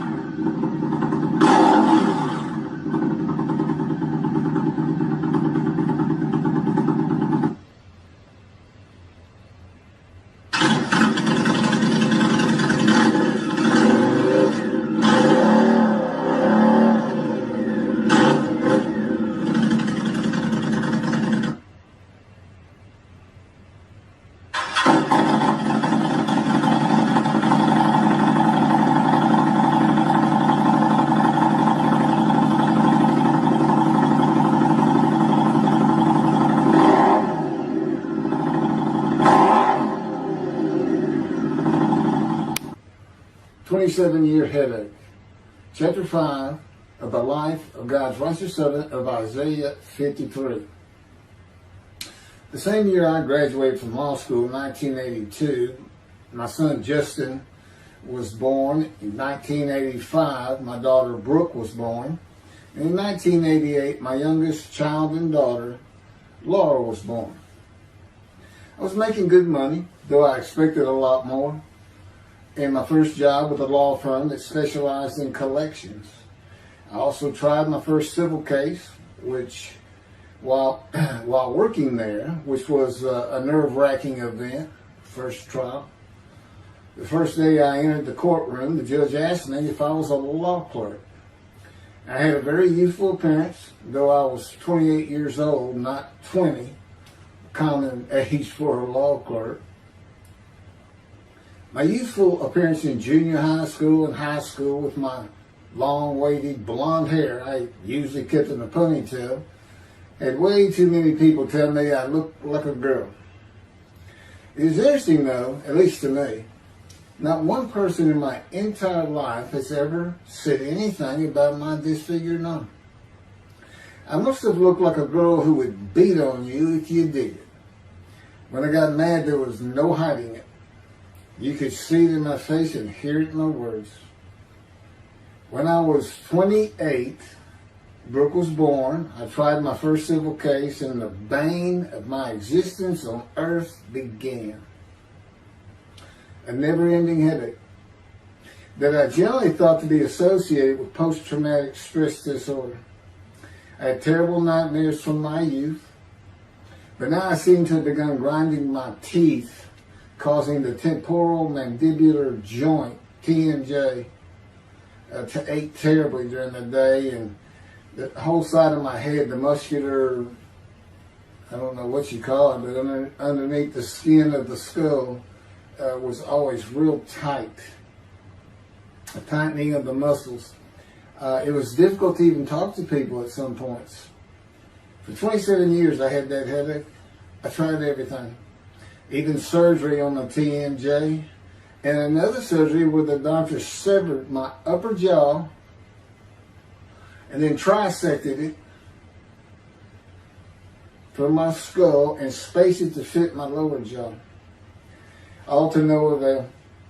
I could not stop the nightmares and the grinding of my teeth. Mouth guards helped my teeth, but the pressure was still there. I literally feared going to sleep. I didn't want to wake up the next day sometimes because I knew how bad the pain would be there again. It completely ended my dream of being a trial lawyer. So I got an associate position in an oil and gas firm and began learning how to prepare title opinions for oil and gas companies on tracts of land they plan to drill on. Basically, a title opinion is you start from sovereignty, which is when the state granted the land to someone, usually great, large tracts of land. And from there, you get parceled out and cut up. And I'd be chasing one small tract within a very large one almost 200 years ago in the early 1800s. And I would have to create genealogical charts of heirship, for people who died without a will. And I had to know who the family members were. And I got very good at it. And I really enjoyed it. I'd go to small towns throughout Texas and into their courthouses where they would keep all the records of every transaction, of every piece of land in the county. But anyway, there's an awful lot to it. I do go into it in some detail in the book, but I'm not going to for this video.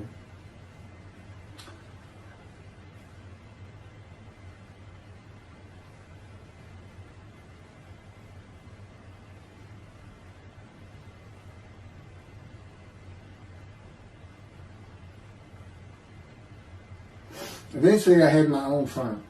It's just me.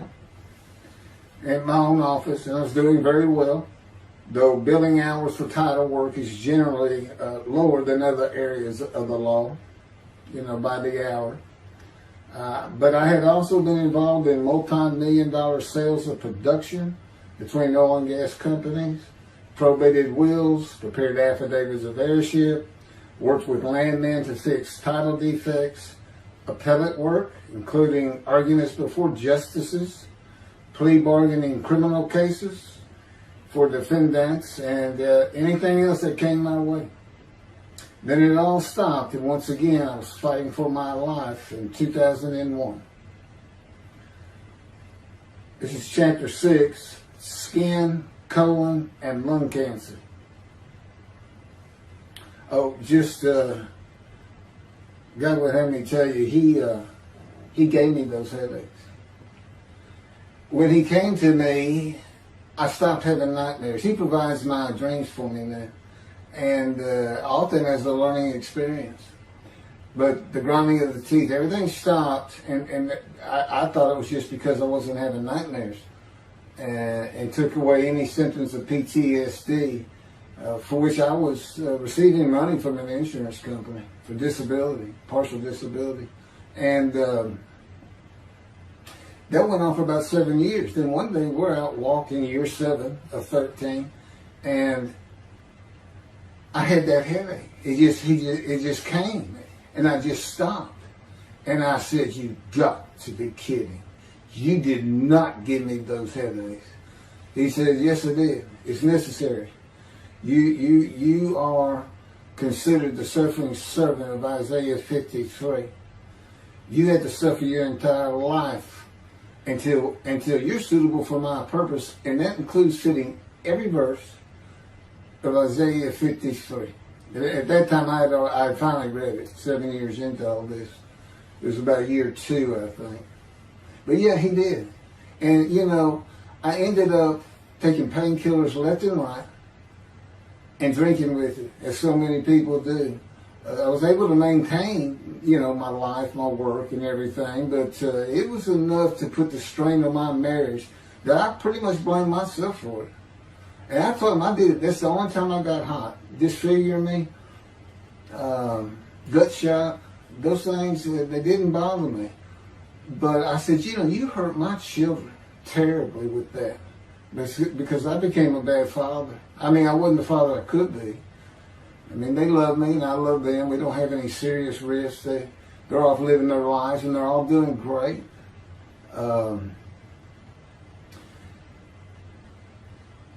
But if they consider themselves anything, they're Christians. And although I don't think any of them are overtly religious, or that they're in church every Sunday or anything like that, but when I started going to the conservative synagogue here in town, and I told them I was converting to be Jewish, they're pretty much just that. Just saying I would be a Jew, I guess. I'm not sure, or that I didn't believe in Jesus. It was probably more of it, God says.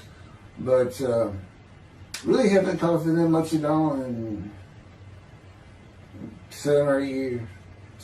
But anyway, so God gave me the headaches, just to make sure.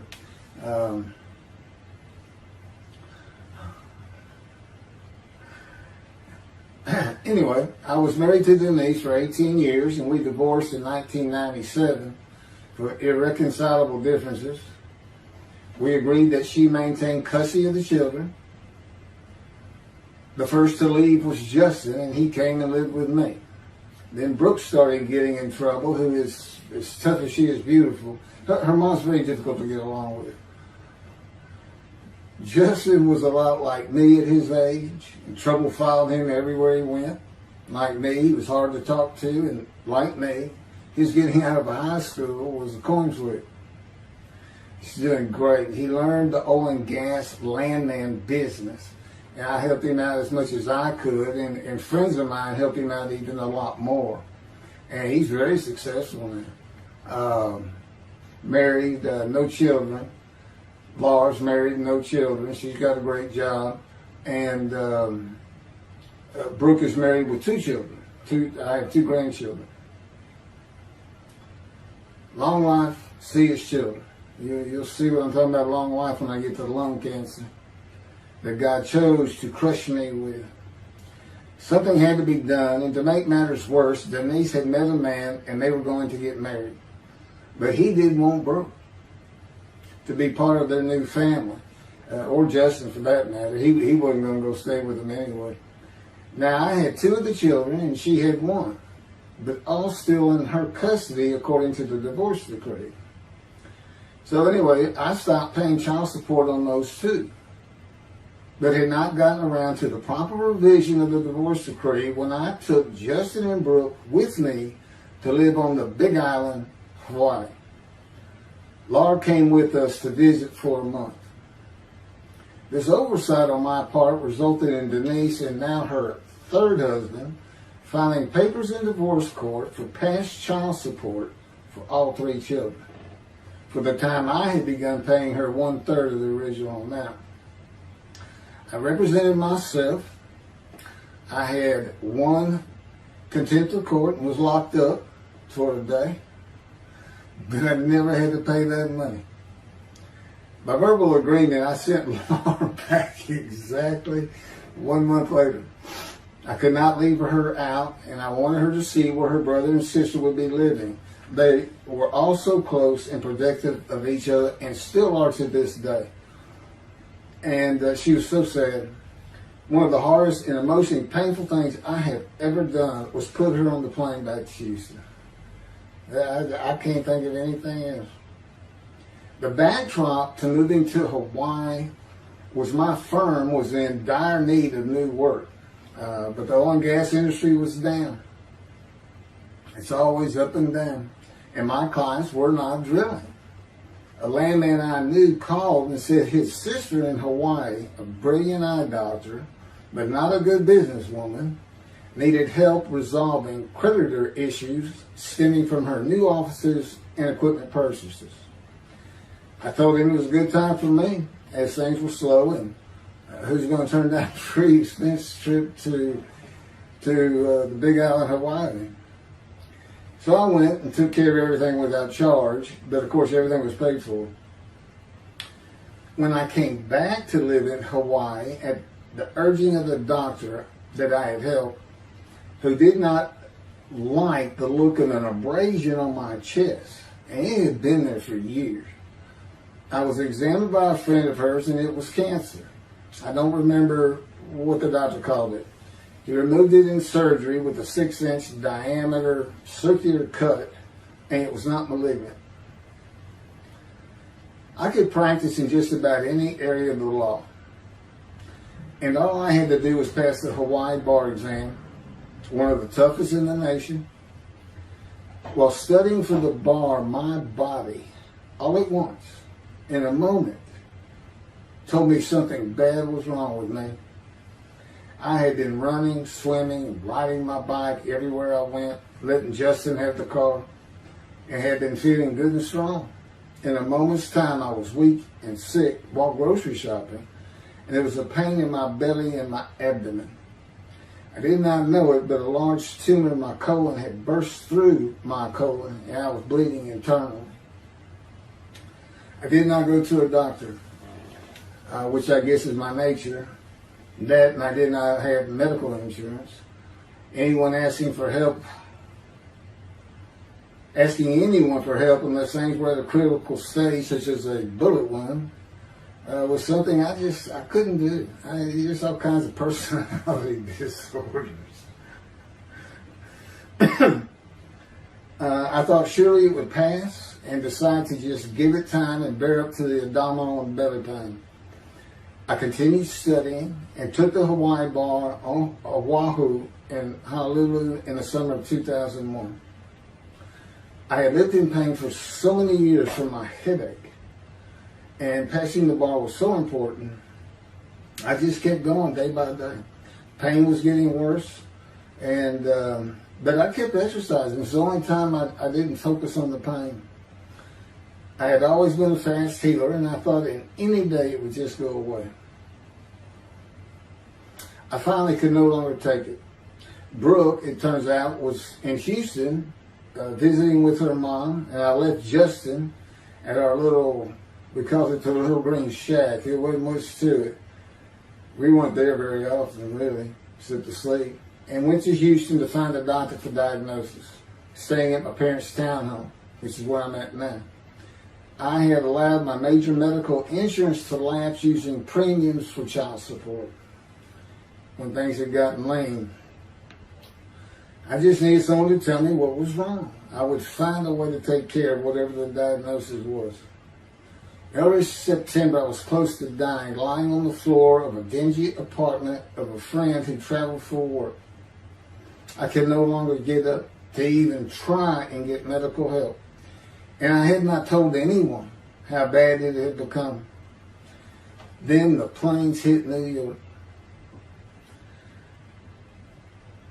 Seeing how grief-stricken so many relatives were on the news, I began to think for the first time how awful my children would feel when they found out how and where I died all alone.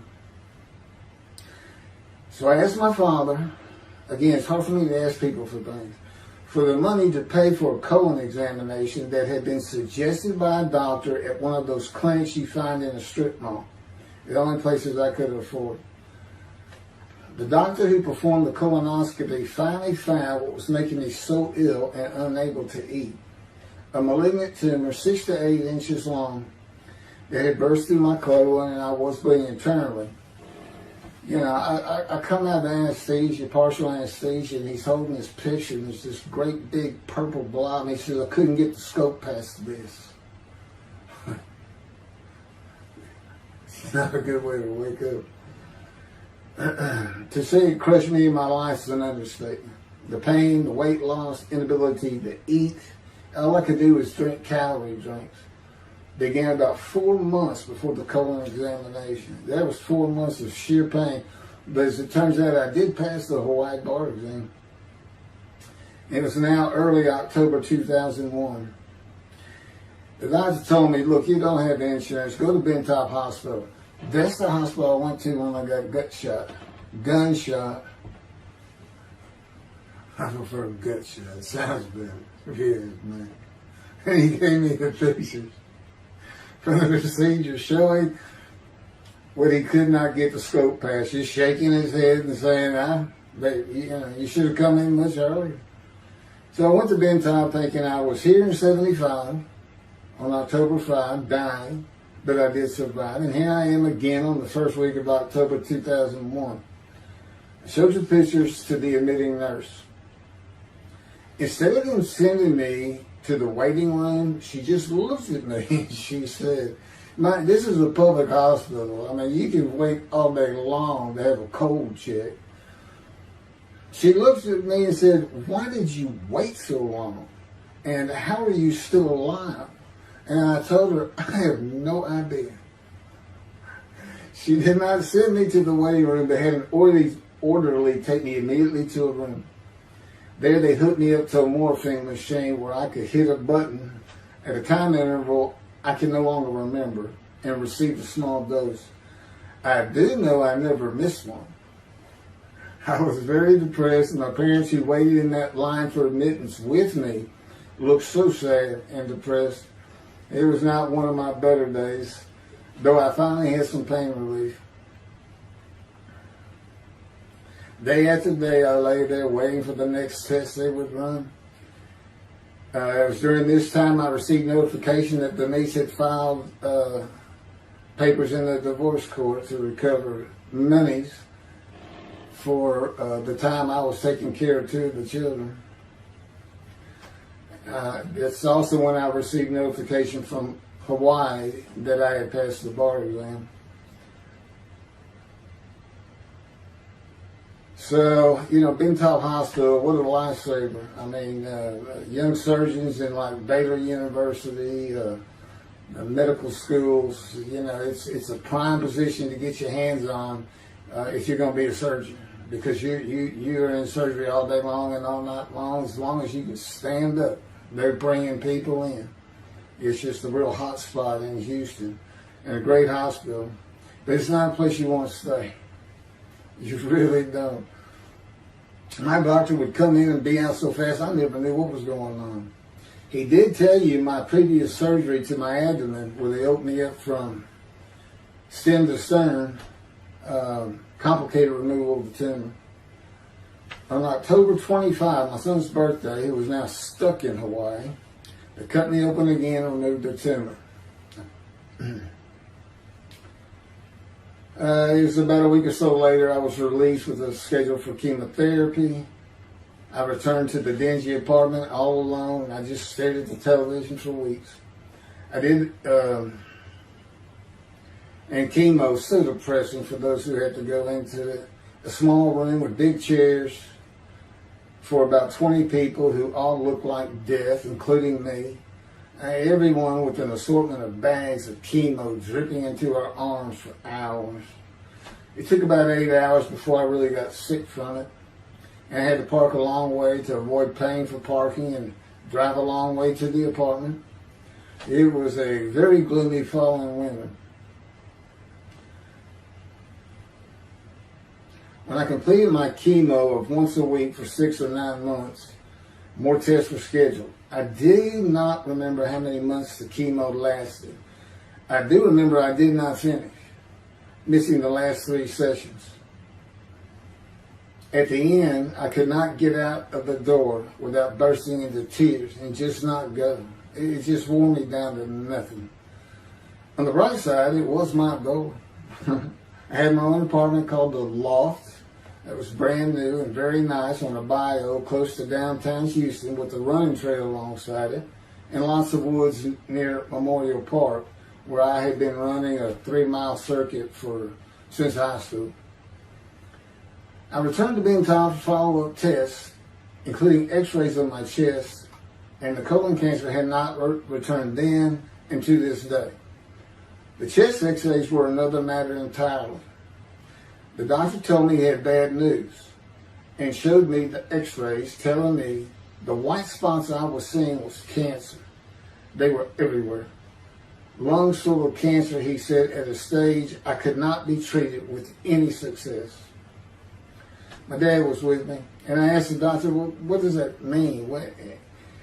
And when he said you need to prepare for death, the look on my father's face was so sad and hurt at the same time I'll never forget. And we've been through some tough things in this house. Every house we've been in. It didn't affect me one bit. I did not feel anything. I was too beat down from the chemotherapy to care, I guess. God tells me I had a lot to do with that. And in fact, no matter what they said, I didn't think I was going to die. But I didn't know that. I just wasn't having that conscious thought.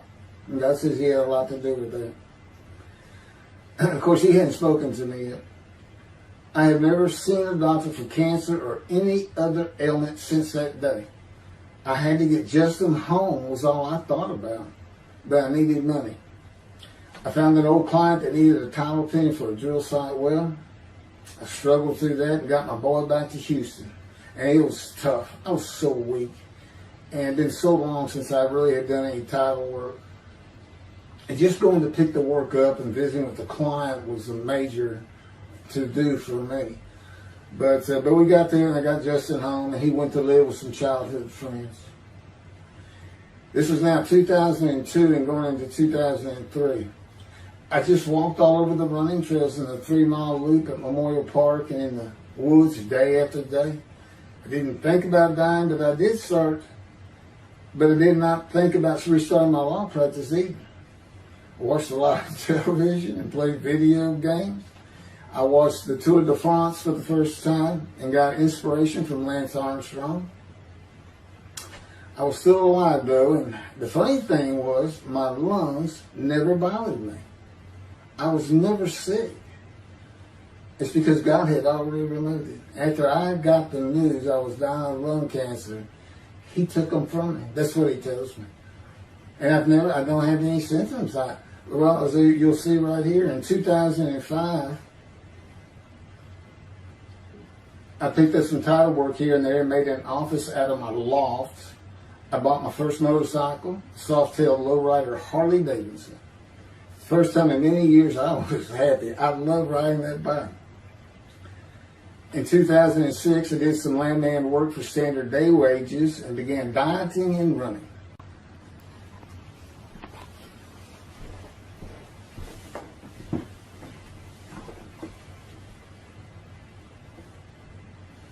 Once again, my camera only goes for 29 minutes and 59 seconds, and I'm gonna back up just a little bit. In 2006, I did some land work for standard day wages and began dieting and running. I had never been a swimmer in terms of training for it. I love the water and swimming, but I never trained with laps at different paces and various distances. Mostly because I was so slow, because of my right arm. I was reaching an age, though, where endurance in my running was more important than speed. And so endurance swimming was too. In Hawaii, I had seen the athletes come to Kailua Kona, where we lived and where the Ironman triathlon begins and ends. Matter of fact, my little green shack was just right on the route where they start. That was a fun week. And it was amazing watching the athletes train and prepare for the race. I would think to myself, a human being, the human body cannot do what they are doing. Yet they were and they did. It's just amazing.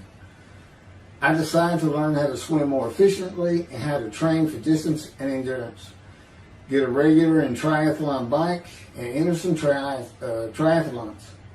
I was still alive and finding a direction and purpose in my life. Training every day for long periods of time. It really helped with my headache and I slept better.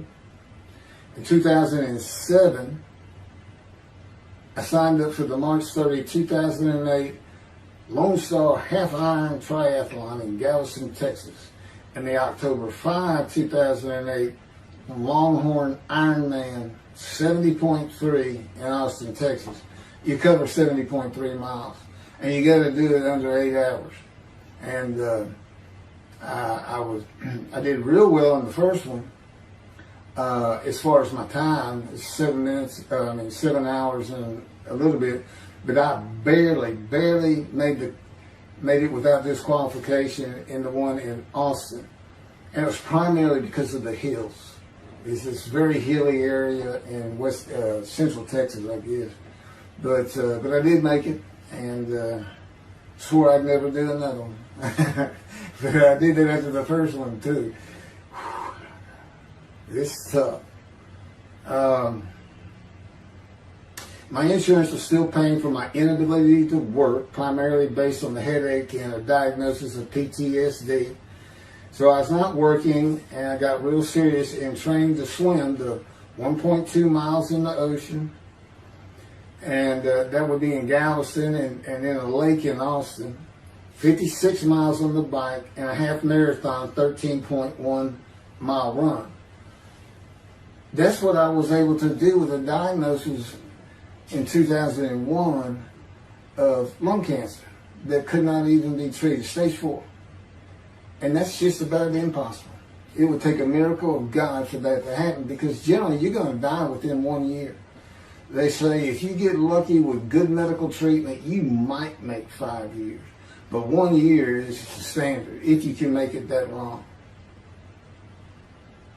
That's my proof that I offered myself to guilt for God.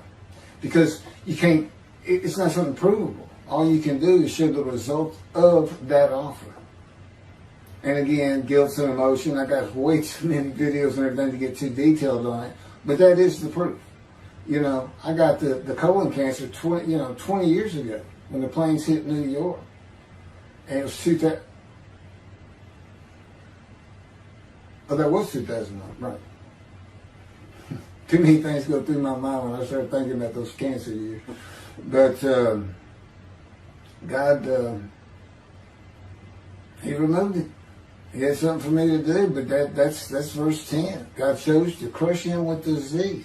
And as I've mentioned, the reason he chose that is to show that I was blemished, defective, could not possibly be an offer for sacrifice, because he knew what the Gentiles were going to do. They were going to put an unblemished lamb in there and call the Jewish people's Bible their own, and use the laws of Leviticus, not unlike Mr. Tovey, a singer, and his 6 million blemished ram sacrificed by Hitler, the righteous servant of God. That's how that seems to read. He's welcome to, respond any way he wants to do that, but it's on the video, it's in the book, it's in quotes by him. It's from his midrash, from his site, and he said, share this with everybody. Everybody can take it and just share how great my knowledge is. Well, it's lacking in some areas. There's any question he's an intelligent man, but his reasoning capabilities, in my opinion, at least as to Isaiah 53, are severely wanting. I am that man. And God's going to give the Christians hell with it, and with me. Just like I just heard this for the first time on the video, when all of a sudden he had me say that Jesus announced he wasn't the man of Isaiah 53 on the cross, when he said, Father, Father, Father, why are you forsaking me? Because he was about to die. In Isaiah 53, who he thought he was, and he's not, who he didn't fit the verses, but he thought he was supposed to be exposed to death, but given long life. So boldly he goes into the Roman Jerusalem and gets himself taken up. He's not worried. Delusional, yeah, maybe. But as far as I'm concerned, he's nothing but a story. He never existed. And the story starts with the Essenes of the Red Sea Scrolls and the teacher of righteousness. Real quick, I'll go over that. Here's the thing. Their founder is called the teacher of righteousness. Okay? They were great followers of Isaiah. They had the great scroll of Isaiah. They're prolific writers and copyists. They had their own gate at Jerusalem. The Essenes Gate. Now, the New Testament never mentions them. You got Pharisees, Sadducees, Essenes, but they never mention an Essene. And Jesus, quite frankly, would have been one of them, because they embody who he is. They didn't like riches, hated sinning. They didn't like material things. They removed themselves from Jerusalem, in the most part, to those caves by the Dead Sea for that very reason. But they did have a gate. They still had people who would be there. And you know what they would do at the gates? Tell stories. That's what you do. You tell stories. And it is a great story. Here's this guy. He's connected with God. Back then they believed men were gods. Caesar was a god. Over in Egypt, you had the same thing going on. It's a common thought that men could be gods. And this story just springs up. And there didn't any question. They'd have gone and questioned him. I mean, they're sitting right front and center in Jerusalem. You think they didn't hear about this man walking on water, raising the dead, feeding 5,000 with 2 fish and 5 loaves? Turning water to wine. That alone, Rome would have said, Caesar would have said, he does what? He turns water to wine.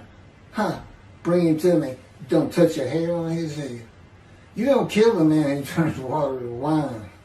You send him out with your armies. Make your men happy. It's there's so many ridiculous aspects to it. Most particularly, God performed a human sacrifice for the sinning Gentiles. He's left the sinning Jews for the sinning Gentiles. But he gives them an out, these Gentiles, not his chosen. He gives them an out. I know, I'm going to kill my son for you, so that you'll be forgiven of violating my commandments and laws. If anybody knows God, and the Jews do, and I know him like nobody's business, that's not him. That's not him. I mean, he told the Jews, I'm never going to leave you, but I will punish you. Now, that's him. That's him. And he'll put you through hell just to make you a better person, a better people. And he has no plans of changing that. He's not going to change the minds and the thinking of billions of people to make them love the Jew. He's just not going to do it. And the practicality is, he didn't create man for him to even be able to do that. Now, he could have created humanity where he could do that. He could change the mind of everybody at the same time. But I'll tell you on this, he's been working on my mind for 13 years. It is one brutal cop bump. It's a very one-on-one affair. Now, he says, now, I could just kill everybody. I mean, that's easy enough. That's easy. I could just kill everyone. But he said, that's not, it's all about this. You got to know how to read the Bible. It's written for antiquity first, and the Dark Ages, and then the Age of Enlightenment. I mean, basically, he's saying you've got to go back over it. You've got to check these guys. You got to check Rambam in his speech. God's going to make the world speak Hebrew, or they will be the pure speech. You got to check some of this stuff. And I read Rashi's. I went through his Isaiah 53 Midrash, and all I can say is very unimpressed. I've seen what he has to say in Malachi. He didn't pick up on any of this. He didn't know what the angel of the Lord is, the angel of the covenant that you desire. He doesn't know how Moses goes by a burning bush that's not consumed. The angel of the Lord is in there, and God speaks. I do. To me, it's just like, well, you just get some basic concepts, and all of a sudden, and quite frankly, it'll open up the scripture to the Jews. They can put the Talmud aside for a little while. But I will say this. God says, if you can study it, study it. There's all kinds of great things in it. Just be real careful about what you teach from it. And it's useful for heaven. If you like to talk about Talmud as a scholar with other Jews who may very well be in scroll of remembrance with you, you can meet up with them. You'll see them in the meeting places, have them over to your room. Y'all can watch the new earth being created and the new peoples of God chosen, and watch the evolution of the chosen people. And humanity, the same as this one. God says, why would I change it?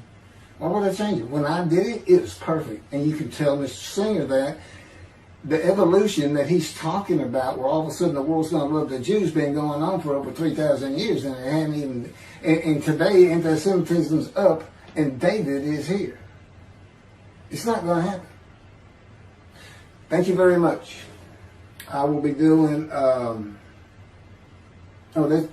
that 5 and 6? Yeah, that was 5 and 6. Now the book picks up at chapter 7. It's on a video when God first speaks to me. And it's very interesting. And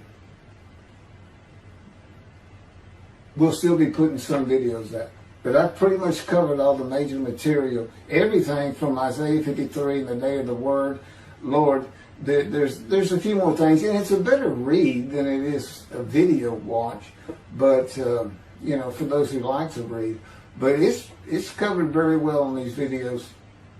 And now that I put in the personal part in, which is to show how I fit Isaiah 53, and you see the difference in my life. Now that's the life of suffering. That's a life of pain. That's a life of familiar with disease. They say, gee, well, he died on the cross. He was scourged. He was scourged and this and that. Do you know how much he suffered in his life? I mean, he's not even in the conversation as a man of suffering. He's not in the conversation. Thousands and thousands and thousands of people died horrific deaths back then and by crucifixion. It's not the only one. This is descriptive of a man and his life. So you can find him, identify him. And what did he do? He never suffered. He was never sick, ever, until the last day of his life. He's 30 years old and he's got one day under his belt of pain and suffering. To me, that's not, you're not even in the conversation. I mean, that's nothing. That's not even suffering. That's just, you had a bad death, sorry. You got whipped first. You got whipped. One gospel says the scourging was an open-handed slap to the face. Now, the other three do say scourge. But then and then every movie you see, he's carrying that cross. He's all whooped up and bleeding, this and that. He carries the cross in one gospel only. In the other three, it's carried for him. And then he's on the cross, and what does he do? Father, Father, why have you forsaken me? And then the gospel says, one of them, and then he gave up the ghost. He gave up and died. I laid in the back of an ambulance for 8 hours, doing everything I could in my power to stay alive. Just gave up the ghost. There's another video where we make that a little bit more humorous. Anyway, thank you for listening, and I guess that's it. Thank you.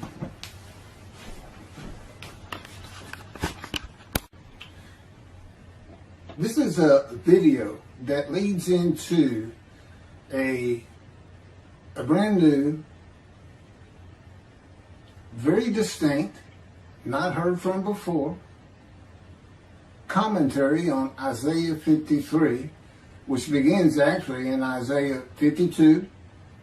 It's comprised of 7 videos I have put together in the last month or so, and I'm just putting them all together with a lead-in video explaining these things and why it's so new, novel, and has such a different view of the scripture from that which Judaism teaches regarding a messianic era when David comes, the descendant of David. They often refer to him as King Moshiach. Moshiach means the anointed one. And you'll get the idea from the title of this video real quick. God speaks to an atheist. And it began like this. The doctors who gave me 1 month to live from lung cancer in 2002 that developed from my colon cancer metastasizing would have been surprised that I was still alive, to say the least. I had stopped thinking about the lung cancer years before.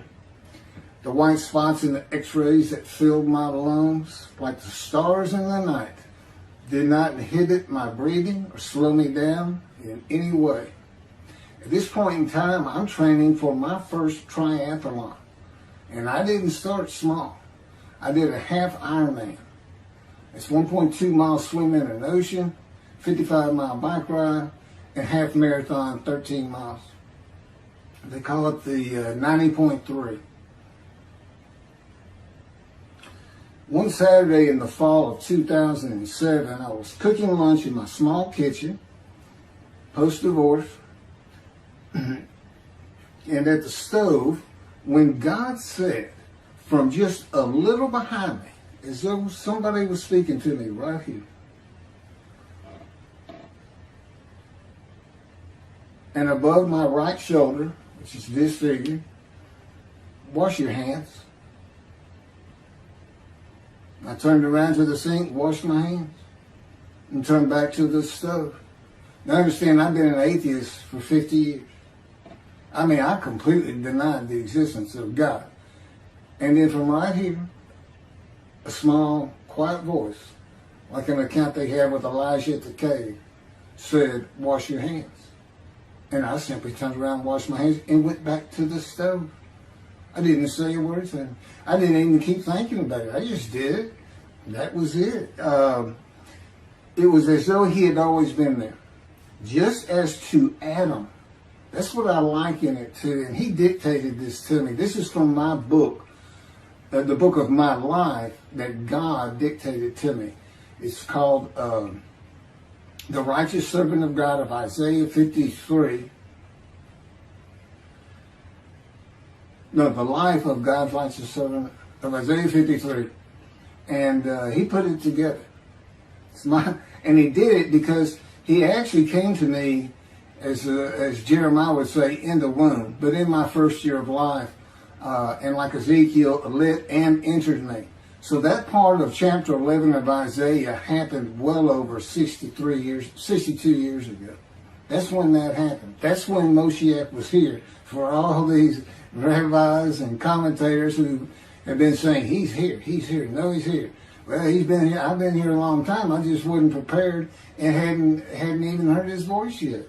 But what he did, you know, with Jeremiah, he made sure he was a priestly, godly man and guided his life. With me, it was to make sure I fit every single verse of Isaiah 53 as only I can explain it, what it's for, what it all means, and live a life of suffering familiar with disease. God chose to crush him with disease that he would offer himself for guilt and receive long life to see his children. That's my proof that it happened. They told me 20 years ago, we can't treat this lung cancer. It's too advanced. You're going to die. And you're going to die real soon. You need to prepare for it. And it did crush my life. I stopped working. I just kept waiting to die. And I didn't die now. I'm training for, at this point in 2007, I'm training for a triathlon. I finally said the heck with it all. And that's the proof. Crushed with disease, exposed to death. That's in verse 12. Exposed to death. And here I am, 20 years later, still going. Hadn't seen a doctor since, never received any treatment, which is unheard of with lung cancer. And I had colon cancer before that, and I had skin cancer. I'm a man familiar with disease, that God chose to crush the disease. And these 7 videos put together as one, obviously I wouldn't ask or want, and I couldn't do it, to listen to them all at one time. But I know you can mark your spots and everything. But it was spread out in 7 different videos, and I thought, well, the next video I'll do, I'll have a preamble to it and explain. This is not fooling around. Once you learn my version, which comes from God, of when Moshiach comes, the day of the Lord, which is left out of the Messianic era. But if you ignore me, God says, as my role as Elijah, God says, when he does return to his temple suddenly, it's going to be with, and it's not there, it's going to be with utter destruction to the land. Okay, all this is explained, so I'm not going to keep going in detail and carry on with God first speaking to me, but it was as what Adam would have felt like. This is natural.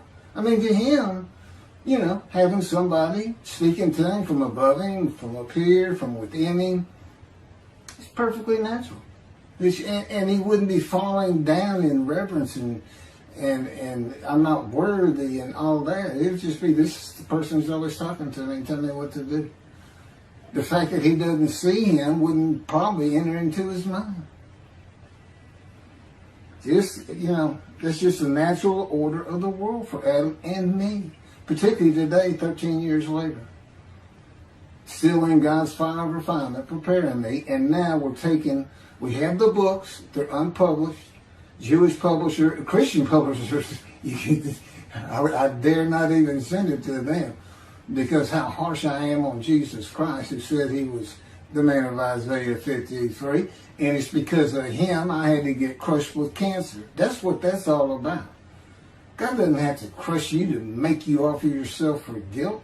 He just seized Ezekiel and put him through the fire of refinement, the anguish of it, and sent him off to be a prophet to the Assyrian, Babylonian exiles, of which he was one, actually. The book of Ezekiel is the key to Isaiah 53. That's my backup. See, God, these videos, everything, the way where he put angel of his presence and Holy Spirit, that Judaism doesn't recognize. A host of the Lord's host. It's in the book of Joshua, one time. He did it so they wouldn't find it. He knew what this was going to be about. These are my proofs. This is what it's all about. He set it up for me to be this controversial. You just got to take the Messianic era of Judaism and toss it out the window. And you'll understand why, when God has me explain it to you. He controls everything I do, think, and say. Finishing preparing lunch and ready to watch a Texas A&M football game, I headed to the living room and God said, "Get a napkin." I turned back to the kitchen and got a paper towel, sitting on the couch from about the same place. Sitting on the couch with the television on and my plate in my lap, God said, "Get your TV tray." I got up, set my TV tray in front of me, and placed my plate on it, began eating and watching the game. That night, I was in bed reading a book. From the doorway, God said, "Tomorrow we're going to Bed Bath & Beyond, the store, to buy a shower curtain, sheets, pillowcases, and shop in general for things that you need." I said, "Okay," and continued reading my book. That's God spoke to an atheist. That's how it started. We call it the early years now when we talk about it. It was so different from the way things are and all the same in the same breath. And I have since learned this. It was by His power upon my emotions and thoughts that His presence with me was though He had always been there. In other words, when you read in the Hebrew Bible, God calls somebody's name like little Samuel, and He says, "Here I am. Here I am." Now there's some accounts of people falling to the ground, but He can put a silent knowing to you. He can put knowledge within you, your mind, where you never hear a word from Him. In other words, put into your mind the God of all creation is about to speak to you, and He doesn't have to say stay calm. He controls emotions. He told me, "Keith, I created emotion. And there's nothing I can't do with yours," and believe me, it's been proven to me. I'm not going to get into all that.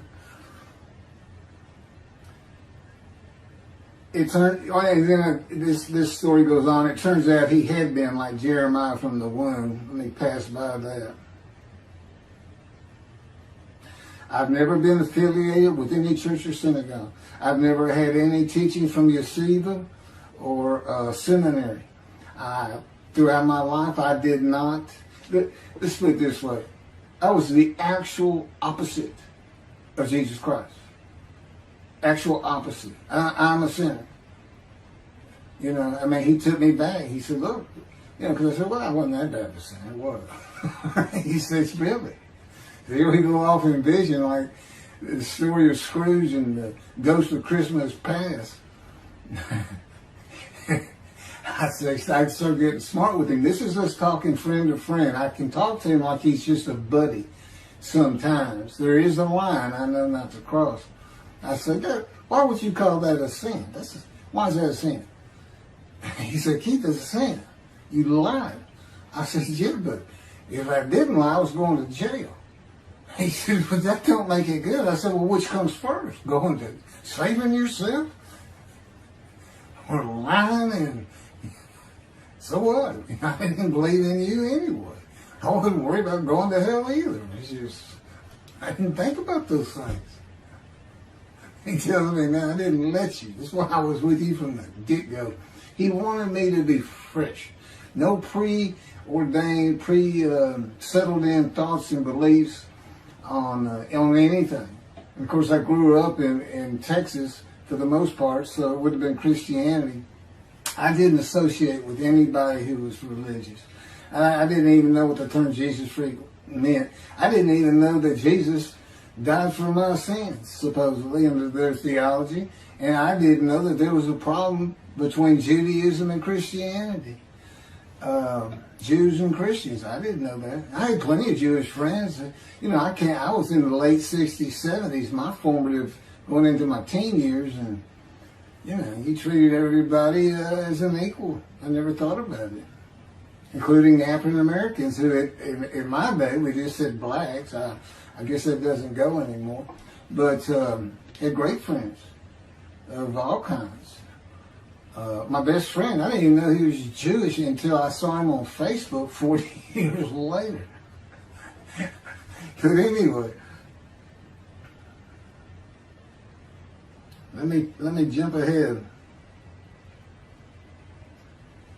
Okay, this is how God communicates with mankind. This is what the prophets are all about.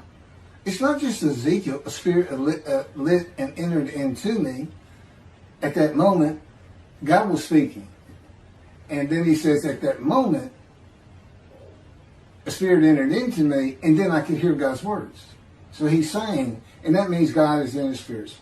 And it's just imagine the presence of God is his mind, and it is composed of elements of the unseen realm that we can't understand. And spirit he created, and the angel of the Spirit, the Holy Spirit, he created. But that's completely different elements. His presence is different from God's presence. But they're like big clouds.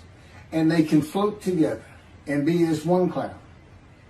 Okay, that cloud is what descends upon you.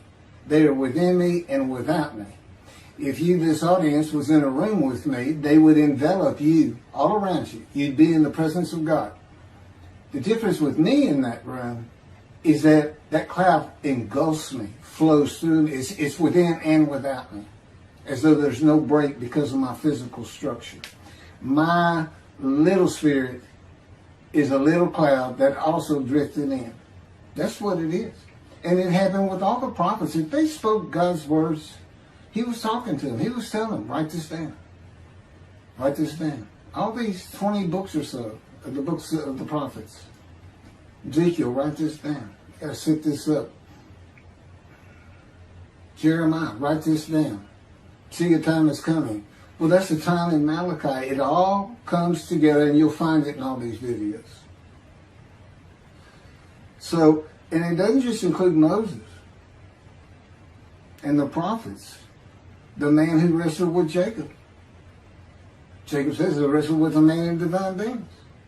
Well, you know, Judaism doesn't acknowledge the Holy Spirit's the person, which is beyond belief, because there's so many references that this is clearly a person, an angel of his presence. But it's just God going to a man saying, hey, wake up, I'm the God of this land. See this man over here sleeping? His name's Jacob. He's got his head on a rock. Go jump on him, start wrestling. Don't worry about it. I'm gonna orchestrate the whole thing. You'll be fine. And the guy would have said, here I am, let's go. That's how he does. That was in Judaism says the man in divine beings is an angel. No, he's not. That'd be like saying I'm an angel, and you wouldn't want to say that. Well, you wouldn't want to say it to me before he came to me, because that would make me mad. But I had a hell of a temper, just like Moses did, and like Ezekiel did. And God knows how to knock it out of you to where you smile and laugh a lot, because I never used to. Now, well, you got to read the book, and you'll get it. You'll get it. I just, just like a lot of people, I've been through too much, hurt too much, suffered too much to have any thought that there's anybody upstairs, who cares about me. It's just don't even mention his name around me. We're either gonna fight or I'm leaving for it, and you'll never see me again.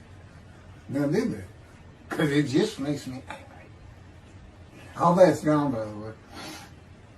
Lots of stories on that. Oh, and the Spirit speaks. He's got his own personality. He's angelic. He has a very childlike voice, and he's just nothing but a ball of humor. He has me say he's the greatest comedian of all times of the universe. And he's just a joy to talk to him. And he has the smarts of God, as he tells me. But I have instant communication with him. I have instant communication with God. It's like there's three persons in my mind. This one cloud is three clouds. It's two spirits and the elements of God's mind. And slow process of 13 years, and there's 13 years of, and this is from Isaiah 53, punishment, wounding, chastisement, maltreatment, crushing, bruising, and I'm telling you, he's relentless. But it's in the stories, and I have a lot more once I get to Israel, and I have full confidence God's going to get it done. That's one thing I don't worry about. 13 years, a year and a half of trying to get books published, denied by everybody who even bothered to answer me, because it's just so different. And it can only go to Jewish publishers, and it's just like, well, this isn't the stuff we believe, and it sounds like he's saying it's him, and this and that. Well, I was. God said I made sure I didn't get them published. I wanted to do the videos first. You see, I'm not on the executive committee. I don't know what's going on 99% of the time. I don't know what I'm going to have for dinner. I no longer have self-will. I can't ask him for anything. There's all kinds of reasons for that, such as, if one of my kids gets sick and he doesn't heal them up, cancer or something, am I going to be disappointed? Am I going to be hurt? The answer is no. He's trained me too well to even bother asking. If he's going to do it, he's going to do it. I know he has the knowledge, and he's right here with me.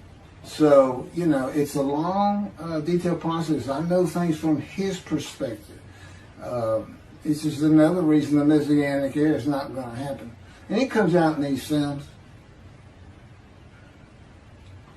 But the Holy Spirit, the angel of his presence, we're friends. God says, I can't be friends with human beings. I said, well, we're friendly with each other. He said, yes, that's right. I said, I Googled this, and technically you are my friend. He said, well, I know, but I just don't acknowledge you. I said, why? He said, because I'm God. That's the way I am. I get to do whatever I want. Now, he's just messing with me. It's just like having a friend. Of course, it's a true statement. He can do whatever he wants. But he's pretty stately and regal. But, again, we live together. I've lived with him for 13 years now. And it's never going to end until I die. I wouldn't even know what to do. And he said, if I let you, you're going to fall down dead. You're not supposed to be alive. I keep you alive. He said, I took that cancer from you, but I'll just put it back in if you do something that makes me want to leave. I said, well, what am I going to do? No self-will. To an extent, no self-thought. And I told him, I'm not even a human being anymore. He said, well, what are you? I said, I don't know. I'm man and divine beings, but I'm not a human. I don't have self-will. That's what distinguishes a human being from an animal. He said, but I'm being the human for you. I'm providing your self-will. So you do, in a way, have it. So you're still a human being. I said, well, I'm dead. He said, why are you dead? I said, because it's like my brain's not connected to my spirit anymore. It's like you're sending all the information in. And that's about heaven. I haven't lived the existence in heaven as to my thoughts, because in heaven you won't have a mind. The heaven for the Jewish people only, I might add. You won't have a mind. God's got to provide it for you. He's got to be you for you as a completely new and different creature. But still you. It's a very amazing story on how that does. And I'm taught all these things and literally experience them, not only in the real, but in visions. I've had more visions than, if you count every single vision in the Hebrew Bible and the New Testament, I've had easily double that. And I'm a walking visual. God's communication, and this actually shows up in the story of Moses. He won't let me tell right now. But he puts images in your mind. Instead of saying a sentence, you get something in your mind, a picture. Anyway, I call it visuals. And you can be wide awake for those. And I can be in vision wide awake.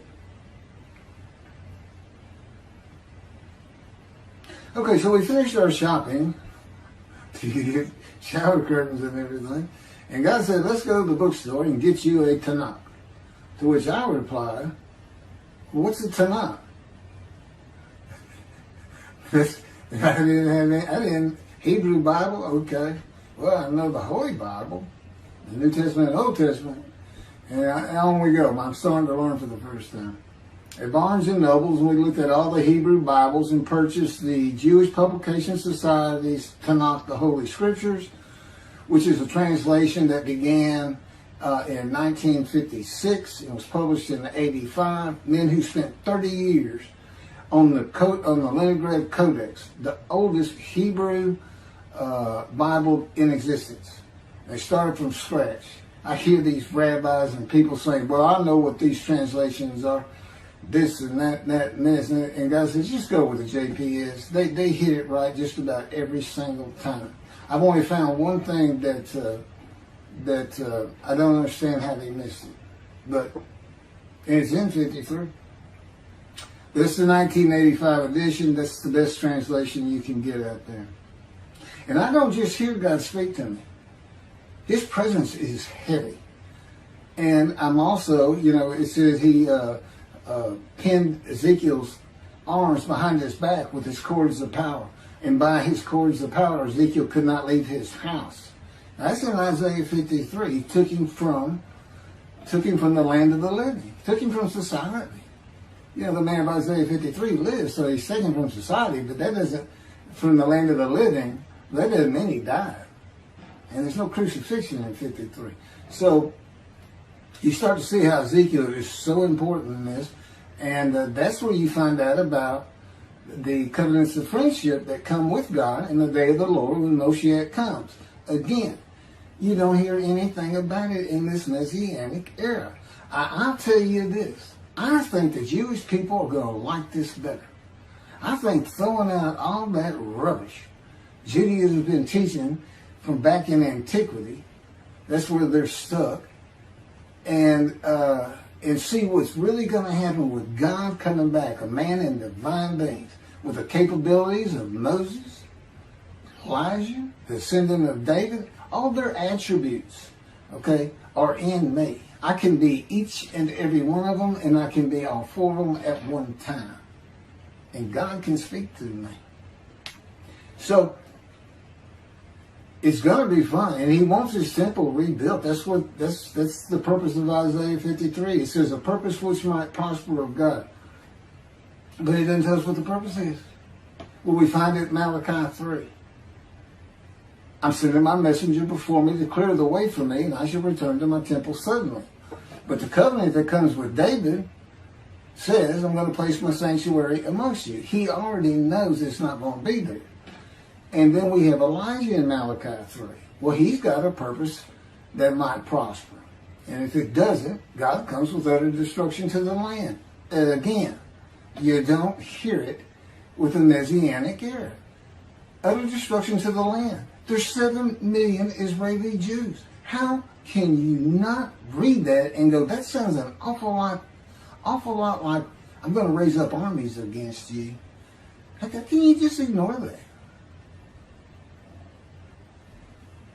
Well, anyway, we're getting it fixed up. And the purpose that might prosper, I never believed that. I think that just hooks the man of the righteous servant of God of 53. I think that puts him with, he's got the same purpose as Elijah. Elijah's supposed to bring the families back together through the laws and teachings God gave Moses, or being mindful of them. That's the new covenant. It's an amendment. It's an amendment that also has a new inclusion of sin forgiveness. Over the last 63 years, God's presence has resided in Texas, Louisiana, Florida, and Hawaii. And he is more than ready to return to his land, Israel. Because wherever I am is where his presence is, and those are all the different states I lived in over this time period. Wherever I go. As a matter of fact, if you see me in Israel down at the old city or down at Tel Aviv, you can turn to your friend and say, hey, I know where God is. I said, really? I thought he left. Some people say he died. He said, no, you see that guy over there? He's all around that guy. And some say inside too. That's what it's going to be like. God says, when we get to Israel, we're never leaving again. I said, I wanted to see Great Britain. He said, it's like, did you just ask for something? I was like, oh. Yeah, that's good. I hope I fry if I hit the border and cross over. I hope I just burn up, burst in a combustible flame. But anyway, that's where he wants to be. And I'm assured he's going to get there. This purpose that might prosper, again, I think it just shows the purpose of the righteous servant and a purpose of Elijah. Because he knew I was going to be teaching. There's only, in the day of the Lord, as you would imagine, he wants to have all the prophecies fulfilled, be done with the prophecies. And there's only a handful, 4 men to come that we've never seen. The descendant of David, prophet like Moses, Elijah, and of course the righteous servant. We only have one description. Even the sages knew you got to have a description of the descendant of David. It's Isaiah 53. They called him in the Babylonian Talmud the leper scholar. You'll see me referencing it on just about every video. In other words, I'm saying, look, it's not Jesus, it's not the people Israel is taught today. It's this guy from the Talmud that just hadn't come yet. You just didn't know, didn't have a man that fit the description. Well, you do now. And 2 covenants. The friendship covenant, which is actually in 2 parts, Ezekiel 34 and Ezekiel 37. One part of which is, I'm going to put my sanctuary amongst my people. And the other part, interesting enough, has to do with the land blooming again, which is Jeremiah 31. See, a time is coming, the land will bloom again. See, a time is coming. The cities, after desolation of many years, 2,000 plus actually, will be restored and Jerusalem rebuilt. And the Jews shall never be defeated again. Okay, now we just talked about utter destruction likened to armies being raised. But here it is in this friendship covenant, in this, Jerusalem being rebuilt. If that's done, then you'll never be defeated again. So, you look and you go, well, there's kind of a problem between those two. And what I think it means is he's going to get the temple built now that Jerusalem's been rebuilt and he's come. That this might prosper because, it kind of gets you. So what is the purpose of God might prosper? Who thought you could do everything? And he said, well, in a large part, my people got to listen to you. They got, especially the rabbis, they never listen to my prophets. They're all full of themselves. Think they know everything. Boy, he starts getting angry. And see, that's not good for me. Because all of a sudden he wants to make me better, which means suffering. You got to keep him away from those movies. I'll tell the Spirit, say something funny. You're the funny guy around here. We talk friend to friend too. Well, anyway, I'm going to let you. There's a lot more, but this story's in my book. Hopefully, after spending time and understanding who I am, that this is here. It's happening. I don't care what the rabbis think or say. Look, I'm a prophet of God. I'm a man in divine things. If I say something contrary to what they think and say and believe, they're wrong automatically. It's a given because God is the one telling me all these things. It's His book. They're wrong automatically. And He is livid that I'm having this problem with Isaiah 53 being the people Israel. Well, it's in the videos, but you ought to see the arguments they really put back before that for Isaiah 53:10 and other verses. Rabbi Tovia Singer, Rabbis Judaism, he went Christian. The Christians went to the laws of Leviticus, animal sacrificial laws, and said Jesus is the unblemished lamb. That's why, and they're using, Leviticus, where you could offer a lamb and for unintentional sins, but nevertheless, they turned it into he was a human sacrifice, which he says himself. He says, God no longer wants bulls and goats for sin. He's prepares my body for sacrifice. It's human sacrifice, and God made the sacrifice to Gentiles so they didn't have to obey His commandments and laws. From an atheist who comes in with no religious background, I read that and I look up face to face with God wherever He is at that moment, and I say, you got to be kidding me. People believe this? He said about 2 billion right now. So I'm not going to bother trying to tell you how many there's been in 2,000 years. God made a human sacrifice to me so I can go to heaven and I can go kill somebody if I want to. I can go rustle. I can go beat my wife and my kids. I accept Jesus again. God was teaching me the New Testament, and this guy at one of these mega churches came up to me and says, you know, if you do accept Jesus Christ, you're not just forgiven of all sins that you have committed. You're forgiven of every sin you're going to do in the future. I said, really? He said, yes, really. He said, Jesus knows you're going to do it, and he already forgave you. I said, what? Okay. So, if you're a Christian, you can just sin all the time, because Jesus knew you were going to do it. I hadn't actually heard that taught, but that's the effect of it. Okay. This year in Jerusalem. Enjoy the books. Don't try to listen to the videos. Don't try to watch them all at one time. But what I did is I put them together for you in the order they should be. And I just thought it'd be easier. And we're kind of coming to the end of our videotaping for a little while, it seems like. Again, I'm not on the executive committee with God and His Spirit. I never really know what we're going to do next. And the books are at keithmccarty.wordpress.com. You can find that on my YouTube channel. I guess that's about it.